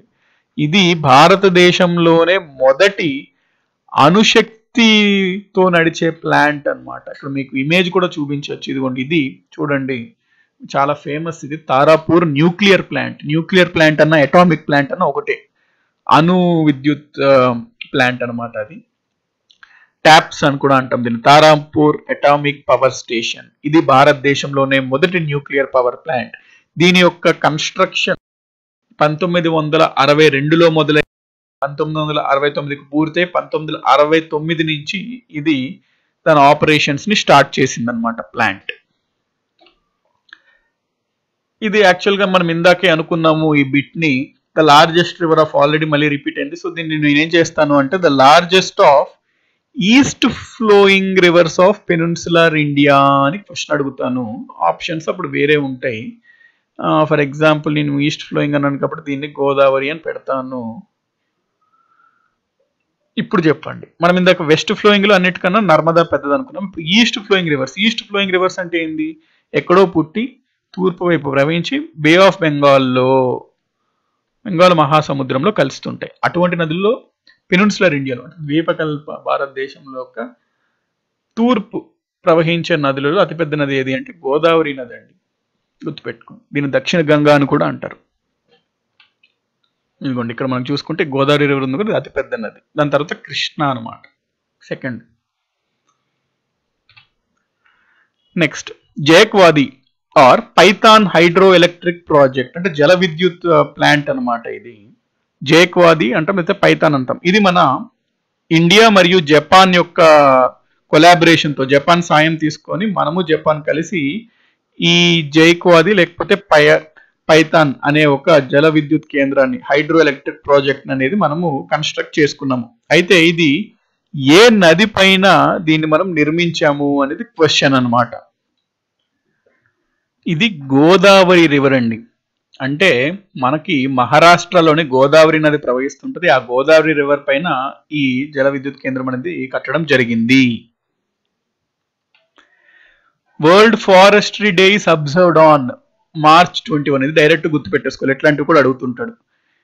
అది మనం ఏ రోజుని మనము దాన్ని అబ్జర్వ్ చేస్తాము అట్లా అంటే కొన్ని ఫిక్స్డ్ డేట్స్ ఉంటాయి అనమాట. ఉమెన్స్ డే March 8, అట్లా కొన్ని ఉంటాయి మనకి. Environments day June 5, national science day అని ఉంటుంది. అది మనం అబ్దుల్ కలాం బర్త్డే రోజు మనము ఇంటర్నేషనల్, అది నేషనల్ కూడా కాదు, ఇంటర్నేషనల్ సైన్స్ డేగా మనం పరిగణిస్తాం. నేషనల్ ఇంజనీర్స్ డే అని ఉంటుంది, అది మనము మోక్షగుండం విశ్వేశ్వరయ్య బర్త్డే రోజు నేషనల్ ఇంజనీర్స్ డేగా మనం భావిస్తాం. అట్లాగా కొన్ని డేస్ ఉంటాయి, అవి గుర్తుపెట్టుకోవాలి. స్టాండర్డ్ జీకే బిట్స్ దాని నుంచి వస్తుంటాయి. సో వరల్డ్ ఫారెస్ట్ డే, ప్రపంచ ఫారెస్ట్ డే ఇప్పుడు అంటే March 21. Solar energy received to earth takes, ఇది కూడా ఒక స్టాండర్డ్ బిట్ అండి. ఇది నేను మీకు ఎక్స్ప్లెయిన్ చేస్తాను. మనకి సన్ ఉంది కదా, సూర్యుడు, ఇది మనకి ఎర్త్ చాలా దూరంలో ఉంటుంది మనకి. సో సన్ నుంచి లైట్ అంటే రేడియేషన్ వస్తుంది. సన్ నుంచి వచ్చిన రేడియేషన్ మనం ఇప్పుడు వెంటనే మన పైన పడిపోతుంది. సన్ నుంచి వచ్చిన రేడియేషన్ కూడా ఏంటది, nothing but light and heat అనమాట. సో లైట్ అనేది వేవ్ రూపంలో అట్లా ట్రావెల్ అవుతూ మన దగ్గరికి వస్తుంది. ఇది చాలా దూరంలో ఉంటుంది కదా, ఇవన్నీ సోలార్ సిస్టమ్ లో చూసుకుంటే సన్, ఎర్త్. సో సన్ దగ్గర నుంచి వచ్చిన లైట్ వెంటనే మన పైన పడిపోదు అనమాట. ఆ ట్రావెల్ అయ్యి మన దగ్గర రావడానికి కొంత టైం పడుతుంది. ఎస్, లైట్ అనేది చాలా స్పీడ్ తో ప్రవహిస్తుంటుంది. అయినా చాలా దూరం ఉండడం వల్ల అటువంటి లైట్ కూడా మన దగ్గరికి రీచ్ అవ్వడానికి మనకి 8 minutes 20 seconds పడుతుందండి. 8 minutes 20 seconds పడుతుంది ఓవరాల్ గా మన దగ్గరికి రావడానికి. అంటే ఇప్పుడు మనం ఎగ్జాంపుల్, ఇప్పుడు ప్రెసెంట్ సన్ ని చూసామనుకోండి, మనకి లైట్ కనబడుతుంది కదా, అది ఇప్పుడు సన్ కాదు, అది 8 నిమిషాల 20 సెకండ్ల క్రితం ఉన్న సన్ అనమాట. అనగా సన్ సడన్ గా మాయమైపోయింది అనుకుందామండి, అది వెంటనే మనకు తెలియదు అనమాట. సడన్ గా సన్ మాయమైపోయినా మనకు వెంటనే తెలియదు. ఎందుకంటే అక్కడి నుంచి మనకి ఏదైనా రావాలి అంటే దాన్ని 8 నిమిషాల 20 సెకండ్ల టైం పడుతుంది. అంటే సన్ మాయమైపోయిన తర్వాత 8 నిమిషాల 20 సెకండ్ల తర్వాత మనకు తెలుస్తుంది అక్కడ సన్ లేదు, మాయమైపోయింది అని. అందుకనే ఇది స్పేస్ అండ్ టైం అంటామండి. దీన్ని మనం స్టీఫెన్ హాకింగ్, ఐన్స్టీన్ వీటిపైన చేసే రీసెర్చ్, అంటే టైం ట్రావెలింగ్ పైన, వీటిపైన ఇదే కాన్సెప్ట్ బేస్ అయి ఉంటుంది అనమాట. లైట్ అనేది కొంత స్పీడ్ తో ట్రావెల్ చేస్తుంటుంది, దానికన్నా స్పీడ్ మనం ట్రావెల్ చేయగలిగితే మనము టైం ట్రావెల్ అనేది చేయగలుగుతాం. ఇది ఒక పెద్ద కాన్సెప్ట్. బట్ ఇప్పుడు వరకు మీరు ఇక్కడ ఏం గ్రహించాలి అంటే, సన్ నుంచి వచ్చిన, అంటే భూమికి సౌరశక్తి అందడానికి ఎంత సమయం పడుతుంది అంటే 8 minutes. ఇంకా క్లియర్ గా డెప్త్ గా చెప్పాలంటే 8 minutes 20 seconds అనమాట, plus 20 seconds. The largest satellite in the solar system ఈ శాటిలైట్ అంటే ఉపగ్రహం. మన భూమికి ఉన్నది ఏంటి, మూన్ అనమాట, చంద్రుడు. అట్లాగా మనం అనుకున్నాం, ఇందాక చదివాం ఒక బిట్, ఏ గ్రహానికి అన్నిటికన్నా ఎక్కువ సంఖ్యలో ఉంటాయి ఉపగ్రహాలు అంటే జూపిటర్ అనుకున్నాం కదా. అట్లాగా మొత్తం సోలార్ సిస్టమ్ లోనే అతి పెద్ద శాటిలైట్ ఏది అంటే గుర్తుపెట్టేసుకోండి, గ్యానీమీడ్ అంటాం దీన్ని. గ్యానీమీడ్ ఉపగ్రహం అనేది మొత్తం సోలార్ సిస్టమ్ లోనే అతి పెద్ద ఉపగ్రహం. నేను మీకు ఇంకో బిట్ లా చెప్తున్నాను, ఇంకొక ఫ్యాక్ట్. గ్యానీమీడ్ శాటిలైట్ అనేది ఏ గ్రహం యొక్క ఉపగ్రహం అంటే జూపిటర్ అండి. జూపిటర్ యొక్క శాటిలైట్ అనమాట గ్యానీమీడ్. ఇక్కడే మనం చూసినట్లయితే ఇక్కడ టైటాన్ అని ఉంది చూడండి, ఇది మనకి సెకండ్ లార్జెస్ట్ శాటిలైట్ అనమాట మొత్తం సోలార్ సిస్టమ్ లో. ఇది సాటర్న్ యొక్క శాటిలైట్, ఇది కూడా గుర్తుపెట్టుకోండి. The major peaks like mount Everest, Kanchenjunga, Makalu, Dhaulagiri, Manaslu, Cho Oyu, Nanga Parbat, Annapurna, ఇవన్నీ ఎక్కడ ఉన్నాయి అని అడుగుతున్నాడు. ఆప్షన్స్ వచ్చేసరికి eastern ghats, Himalayas, Shivalik range, western ghats అట్లా అడుగుతున్నాడు. ఇట్లాగ ఇచ్చినప్పుడు మనం కొంచెం ఈజీగానే ఆప్షన్స్ ఇస్తే ఈజీగానే ఆన్సర్ చేసేయచ్చు. ఎందుకంటే అన్నిటికన్నా పెద్దవి మన భారతదేశంలో చూసుకుంటే శిఖరాలు ఎత్తైనవి హిమాలయస్ పర్వతాల్లో ఉంటాయి కాబట్టి మనం చెప్పగలుగుతాం. ఇట్లా ఇస్తే ఇవన్నీ ఎలిమినేషన్ ద్వారా చెప్పగలుగుతాం. కానీ అప్పుడప్పుడు ఆప్షన్స్ ఇట్లా ఇస్తాడు అనమాట. హిమాద్రి అంటే ఇవన్నీ హిమాలయాస్ లోనే హిమాద్రి ఉంటుంది, శివాలిక్స్ అని ఉంటుంది, మరియు హిమాచల్ అని ఉంటుంది. ఇట్లా ఆప్షన్స్ ఇచ్చినప్పుడు మనకి కన్ఫ్యూజన్ రావచ్చు. ఇవన్నీ హిమాలయాస్లో మళ్ళీ దేంట్లో ఉంటుంది అంటే ఇక్కడ గుర్తుపెట్టుకొని మీకు నేను కాన్సెప్ట్ ఎక్స్ప్లెయిన్ చేస్తాను. ఇది మన భారతదేశం ఉత్తర భాగం హిమాలయాలు ఉండే భాగం అట్లా మనం అనుకుంటే, హిమాలయాలు అనేది ఒక సింగిల్ చైన్ ఆఫ్ మౌంటైన్ కాదండి. ఇది ఒక 3 గ్రూప్స్ ఉంటాయి మెయిన్ గా. హిమాలయాలు ఇట్లా 3 గ్రూప్స్ లాగా ఇట్లా ఉంటాయి అనమాట. హిమాలయస్ మెయిన్ గా 3 గ్రూప్స్ ఇట్లా ప్యారలల్ గా ఉంటాయి ఒకదానికి. ఫస్ట్ మనము అన్నిటికన్నా ఎత్తున్నది పైన ఉన్నదాన్ని గ్రేట్ హిమాలయాస్ అంటాం, లేకపోతే హిమాద్రి అంటాం, ఉన్నత హిమాలయాలు అంటాం, Himadri.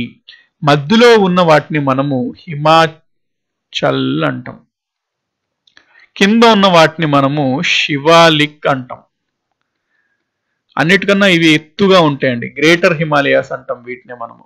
Greater Himalayas or Himadri. ఇవన్నీ కలిపి హిమాలయాసే.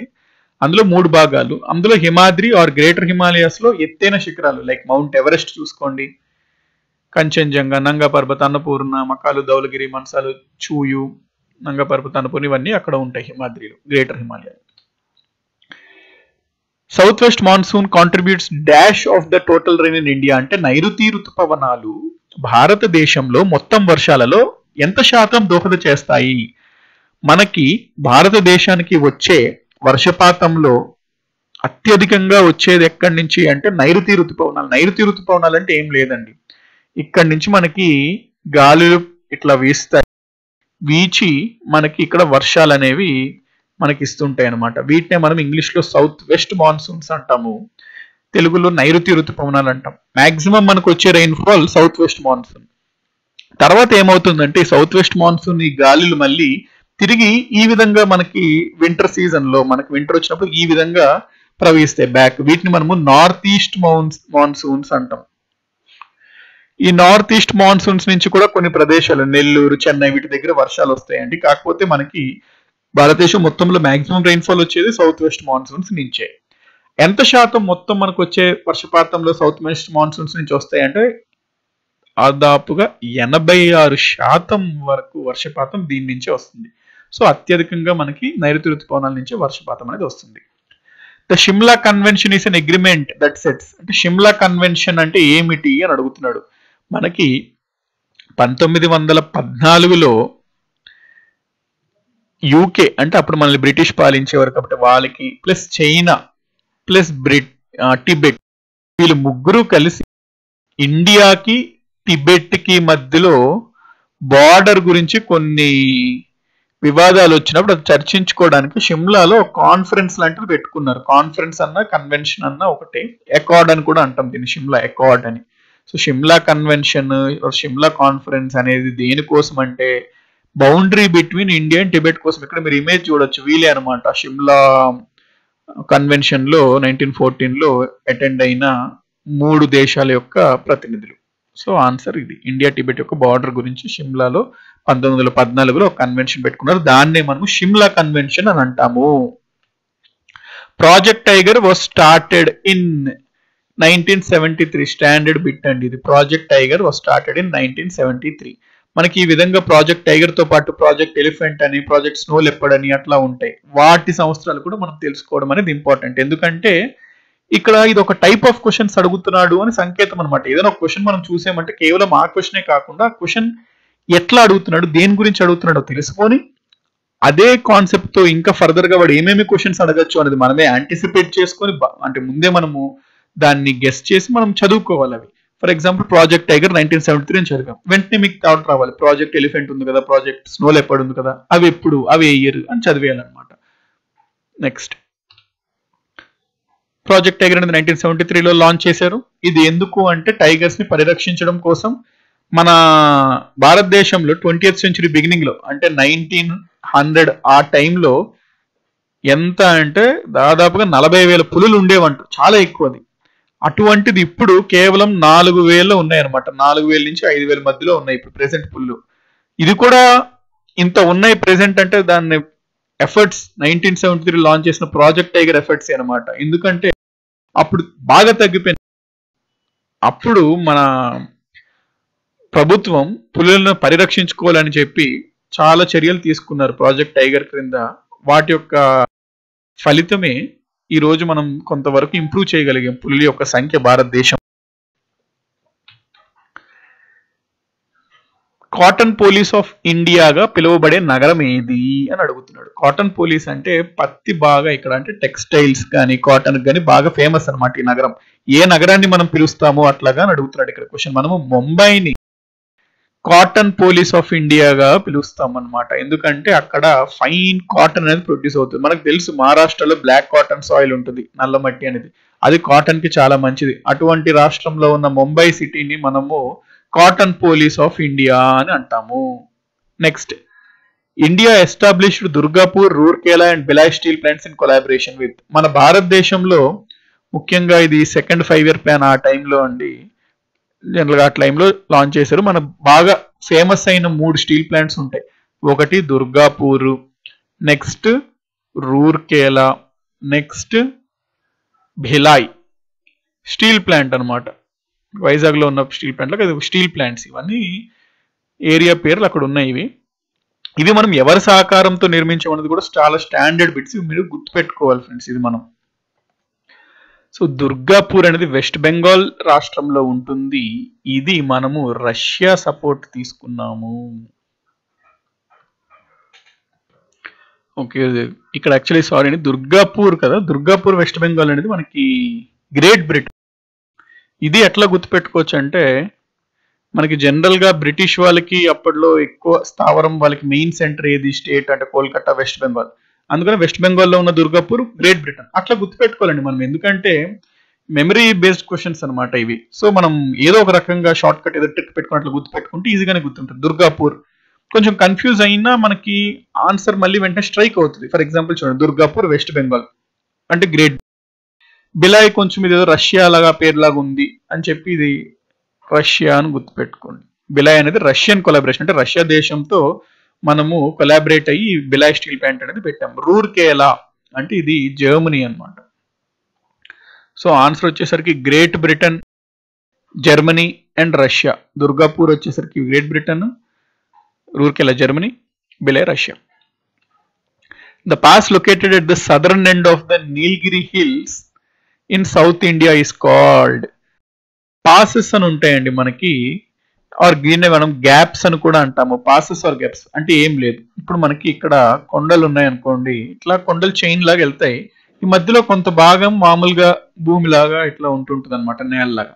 అయితే ఎవరైనా ట్రావెల్ చేయాలని ఎక్కడికైనా వెళ్ళాలి అన్నా ఈ పాసెస్, ఈ గ్యాప్స్ నుంచి బాగా వెళ్ళడానికి వీలవుతుంటది. మనకు అప్పట్లో హిస్టరీ పరంగా చూసుకున్న హిస్టారియన్స్ అన్న ఎవరన్నా చాలా మంది అప్పట్లో అంబాసిడర్స్, రాయబారులు అందరూ ఈ పాసెస్ ద్వారానే వచ్చేవారు. సో సౌత్ ఇండియాలో చూసుకుంటే నీలగిరి హిల్స్ దగ్గర ఉండే పాస్ ఏది అని అడుగుతున్నాడు. అది మనకి పాల్ఘాట్ గ్యాప్.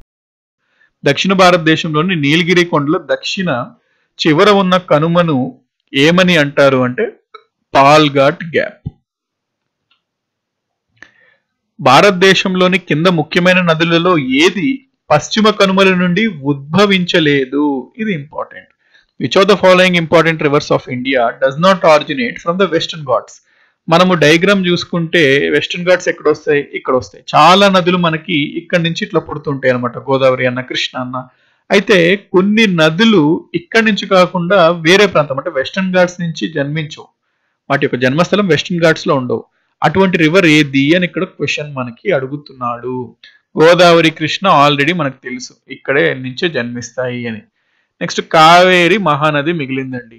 ఇందులో కావేరి కూడా మనకి పశ్చిమ కనుమలు వెస్టర్న్ ఘాట్స్ నుంచే మొదలై ఇట్లా వెళ్తుంది. మహానది రివర్ మాత్రం వెస్టర్న్ ఘాట్స్ లో అంటే పశ్చిమ కనుమల్లో జన్మించదు. ఇక్కడ మీకు డయాగ్రామ్ చూస్తే క్లారిటీ వస్తుంది. చూడండి, ఇక్కడ Krishna western Ghats, Godavari western Ghats, Kaveri western Ghats. Mahanadi చూసుకుంటే ఇది అరౌండ్ చోటా నాగ్పూర్, ప్లాట్యూ ఆ రీజన్ అనమాట, వెస్టర్న్ ఘాట్స్ కాదు. ఇక్కడ జన్మించి ఇట్లా ప్రవహించి బే ఆఫ్ బెంగాల్లో కలుస్తుంది. సో దీని ఆన్సర్ ఏంటి? Mahanadi river. When it is noon Indian Standard Time at Allahabad in India, the time at Greenwich London will be. ఇట్లాంటిదే నేను మీకు గ్రీన్విచ్ టైం కి ఇండియన్ స్టాండర్డ్ టైం కి డిఫరెన్స్ ఎంత అని చెప్పాం, సమయంలో తేడా ఎంత అనే క్వశ్చన్ చదివినప్పుడు మీకు ఎగ్జాంపుల్గా ఒక ఎగ్జాంపుల్ చెప్పాను, అటువంటిది అనమాట ఈ క్వశ్చన్. ఇక్కడ మన ఇండియాలో అలహాబాద్ లో ఇండియన్ స్టాండర్డ్ టైం ఎంత అంటున్నాడు, మిట్ట మధ్యాహ్నం 12 గంటలు అంటున్నాడు.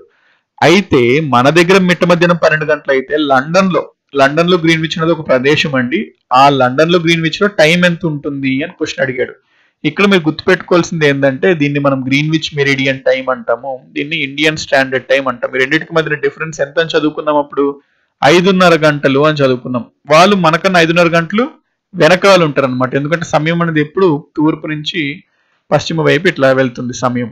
సో మనకి 12 గంటలు ఉన్నాము అంటే వాళ్ళు మనకన్నా 5:30 గంటలు వెనుకుంటారు. మనకి మిట్ట మధ్యాహ్నం 12 గంటలు అంటే వాళ్ళకి ఎంత ఉంటుంది సమయం, ఇప్పుడు 5:30 గంటలు వెనక్కి వేసుకోండి. అంటే ఇప్పుడు వాళ్ళ టైం ఎంత ఉంటుంది, 6:30, 6 hours 30, అంటే ఉదయం 6:30 అనుకోండి వాళ్ళకి. ఇప్పుడు దీనికి మనం వాళ్ళకన్నా ముందు 5:30 గంటలు ముందు ఉన్నాం, తర్వాత ఉన్నాం, అంటే మనకి మిట్ట మధ్యాహ్నం 12. సో వాళ్ళకి ఎంత ఉన్నట్టు 6:30 అనమాట, ఉదయం 6:30 అక్కడ టైం, లండన్ లో టైం. మనకి మిట్ట మధ్యాహ్నం 12 అయితే. నెక్స్ట్, మార్నింగ్ స్టార్ అని ఏ గ్రహాన్ని మనం పిలుస్తాము అంటాం. దీన్ని ఈవినింగ్ స్టార్ అని కూడా అంటామండి. ఇదే గ్రహాన్ని మనము ఈవినింగ్ స్టార్ అని అంటాం. ఏది ఇచ్చినా క్వశ్చన్ ఒకటే గ్రహం అనమాట, ఒకటే ప్లానెట్. ఎందుకంటే ఇక్కడ మీరు ఇమేజ్ లో చూడండి, ఇది యాక్చువల్గా మనకి ఇక్కడ చాలా ప్రకాశంగా కనిపిస్తుంది కదండి. ఇది యాక్చువల్లీ స్టార్, చాలా బ్రైట్ గా కనబడుతుంది, స్టార్ లాగా కనబడుతుంది ఇది, కానీ ఇది యాక్చువల్లీ స్టార్ కాదు, ఇది ఒక ప్లానెట్ అనమాట. అదేంటి ఆ ప్లానెట్ అంటే వీనస్. ఈ వీనస్ అనేది జస్ట్ సూర్యోదయం అవ్వకున్న కొంచెం సమయం ముందు ఏమవుతుందంటే సూర్యుడు ఇంకా మనకి కనిపించట్లేదు, సూర్యుడు ఇంకా మనకి హొరైజన్ పైకి రాలేదు. అప్పుడు సూర్యుడు కిరణాలు వీనస్ పైన పడినప్పుడు చాలా బ్రైట్ గా ఇక్కడ మనకు కనబడుతుంది. దాంతో ఇది మనకి మార్నింగ్ స్టార్ గా పిలుస్తాం. ఈవినింగ్ టైం కూడా ఏమవుతుందంటే సూర్యుడు హొరైజన్ కిందకి వెళ్ళిపోయిన తర్వాత కూడా సేమ్ ఇట్లాగే ఉంటుంది కదా సిచ్యువేషన్, అక్కడ కూడా ఈవినింగ్ టైంలో కూడా ఇట్లాగే కనబడుతుంది మనకి. అది స్టార్ లా కనబడుతుంది కానీ స్టార్ కాదు, అందుకని దాన్ని మార్నింగ్ స్టార్ ఈవినింగ్ స్టార్ అంటాము. అది ఏంటి అంటే Venus.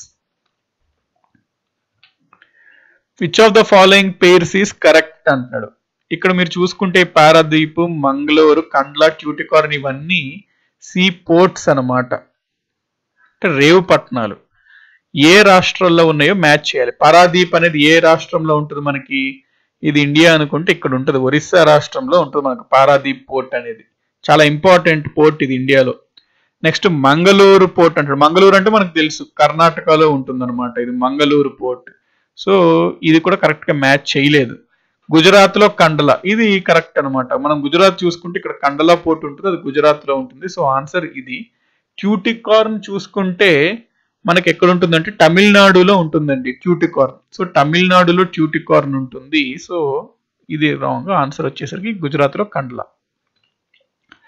Golden quadrilateral comprising national highways connects. ఈ గోల్డెన్ క్వాడ్రిలేటరల్ అంటే ఏం లేదంటే ఇప్పుడు మనకి మొత్తం భారతదేశంలో కొన్ని ముఖ్యమైన 4 సిటీస్ ని మనం తీసుకున్నాము, దాన్ని నేషనల్ హైవేస్ లాగా చాలా పెద్ద రోడ్డు ఇట్లా కనెక్ట్ చేస్తున్నాయి అనమాట మన ఇండియాలో. ఇది ఒక క్వాడ్రిలేటరల్ షేప్ అంటున్నాము, దీన్నే మనము గోల్డెన్ క్వాడ్రిలేటరల్ అంటాం. దీన్నే బంగారు చతుర్భుజం అంటుంటాం తెలుగులో. ఇక్కడ ఫస్ట్ ఢిల్లీ ఉంటుందండి, ఇక్కడ మనకి ముంబై కనెక్ట్ చేస్తుంది, ఇక్కడ చెన్నై ఉంటుంది, కల్కట్టా ఉంటుంది. ఇక్కడ ఇమేజ్ లో కూడా మీరు చూడొచ్చు, ఇదిగోండి ఇది ఢిల్లీ, ముంబై, చెన్నై, కల్కట్టా. దీన్నే మనము గోల్డెన్ క్వాడ్రిలేటరల్ అంటాం. ఈ గోల్డెన్ క్వాడ్రిలేటరల్ అంటే హైవేస్, బాగా విస్తారమైన రోడ్లతో వీటిని కనెక్ట్ చేశారు. ఎందుకంటే బాగా ఇంపార్టెంట్ సిటీస్ అనమాట, ట్రేడ్ కోసం, వాణిజ్యం కోసం. రవాణా వ్యవస్థ బాగా ఉంటే వాణిజ్యం అనేది బాగా అవుతుంది, దేశం బాగా అభివృద్ధి చెందుతుంది. దానికి రవాణా వ్యవస్థ చాలా ఇంపార్టెంట్ కాబట్టి దీన్ని బాగా క్వాలిటేటివ్ రోడ్స్ తో కట్టడం జరిగింది golden quadrilateral. The study of moon is called. చంద్రుని అధ్యయనంని ఏమంటారు? చంద్రుణ్ణి అధ్యయనం చేసే ఒక విభాగం కూడా ఉంది అని చెప్పి మనకు ఆశ్చర్యంగా అనిపించవచ్చు, కానీ అది యాక్చువల్లీ ఉంది. సో దాన్ని ఏమంటారు అంటున్నాడు. చంద్రుని అధ్యయనం ఏమంటారు? Study of moon is called అంటున్నాడు. మనకి గ్రీక్ భాషల్లో జనరల్ గా ఉంటుంటాయి అనమాట ఈ గ్రహాల పేర్లు కానీ ఉపగ్రహాల పేర్లు కానీ. వాటిని ఒక గ్రీక్ దేవుడు ఉంటాడు, అతని పేరు సెలీన్ అనమాట. మనకి ఇక్కడ ఇవ్వడం జరిగింది సెలీన్. సెలీన్ అంటే గ్రీక్ యొక్క ఫిలాసఫీలో మూన్, మన మూన్ ని సెలీన్ అంటాం. ఈ సెలీన్ అనేది ఒక మూన్ గాడెస్ అన్నమాట. గాడ్ అంటే ఒక గాడెస్, లేడీ గాడ్ అన్నమాట. దీన్ని గాడెస్ గా గ్రీక్ మైథాలజీలో మూన్ గాడెస్ ని సెలీన్ అని పిలవడం జరుగుతుంది. ఆ వర్డ్ నుంచి వచ్చిందే సెలీనాలజీ, అంటే సెలీన్ ప్లస్ లాజీ. లాజీ అంటే గ్రీక్ లో స్టడీ ఆఫ్ అంటే అధ్యయనం అన్నమాట. స్టడీ ఆఫ్ సెలీన్ అంటే మూన్, సెలీనాలజీ అంటాం. కాబట్టి ఇక్కడ ఆన్సర్ ఏమవుతుంది? స్టడీ ఆఫ్ మూన్స్, చంద్రుని అధ్యయనం ఏమంటారు అంటే it is known as సెలీనాలజీ.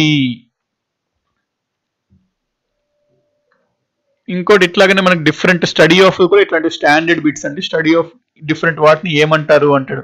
For example study of earth quakes ని ఏమంటారు అని క్వశ్చన్స్ అడుగుతుంటాడు. ఇది మనకి చాలా మందికి తెలిసి ఉండొచ్చు. స్టడీ ఆఫ్ ఎర్త్ క్వేక్స్ ని ఏమంటారు అంటే ఎర్త్ క్వేక్ వేవ్స్ ని మనము సీస్మిక్ వేవ్స్ అంటాం. సీస్మిక్ తరంగాలు, seismic waves. So earth quakes ఒక స్టడీని ఏమంటాము అంటే మనము సీస్మాలజీ అంటాము.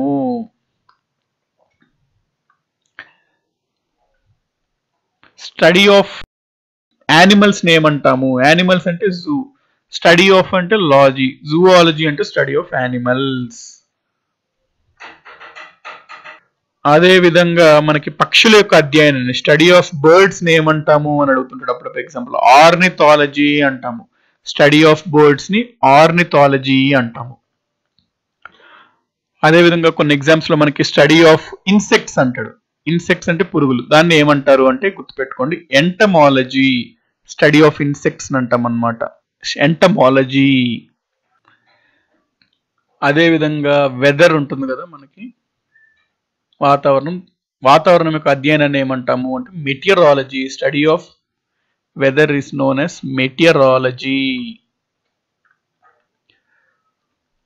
అదే విధంగా అప్పుడప్పుడు స్టడీ ఆఫ్ సాయిల్స్, సాయిల్ ఉంటుంది కదా మనకు మట్టి, వాటి యొక్క అధ్యయనం ఏమంటారు అని అడుగుతాడు క్వశ్చన్స్. దాన్ని మనము పెడాలజీ అంటాము.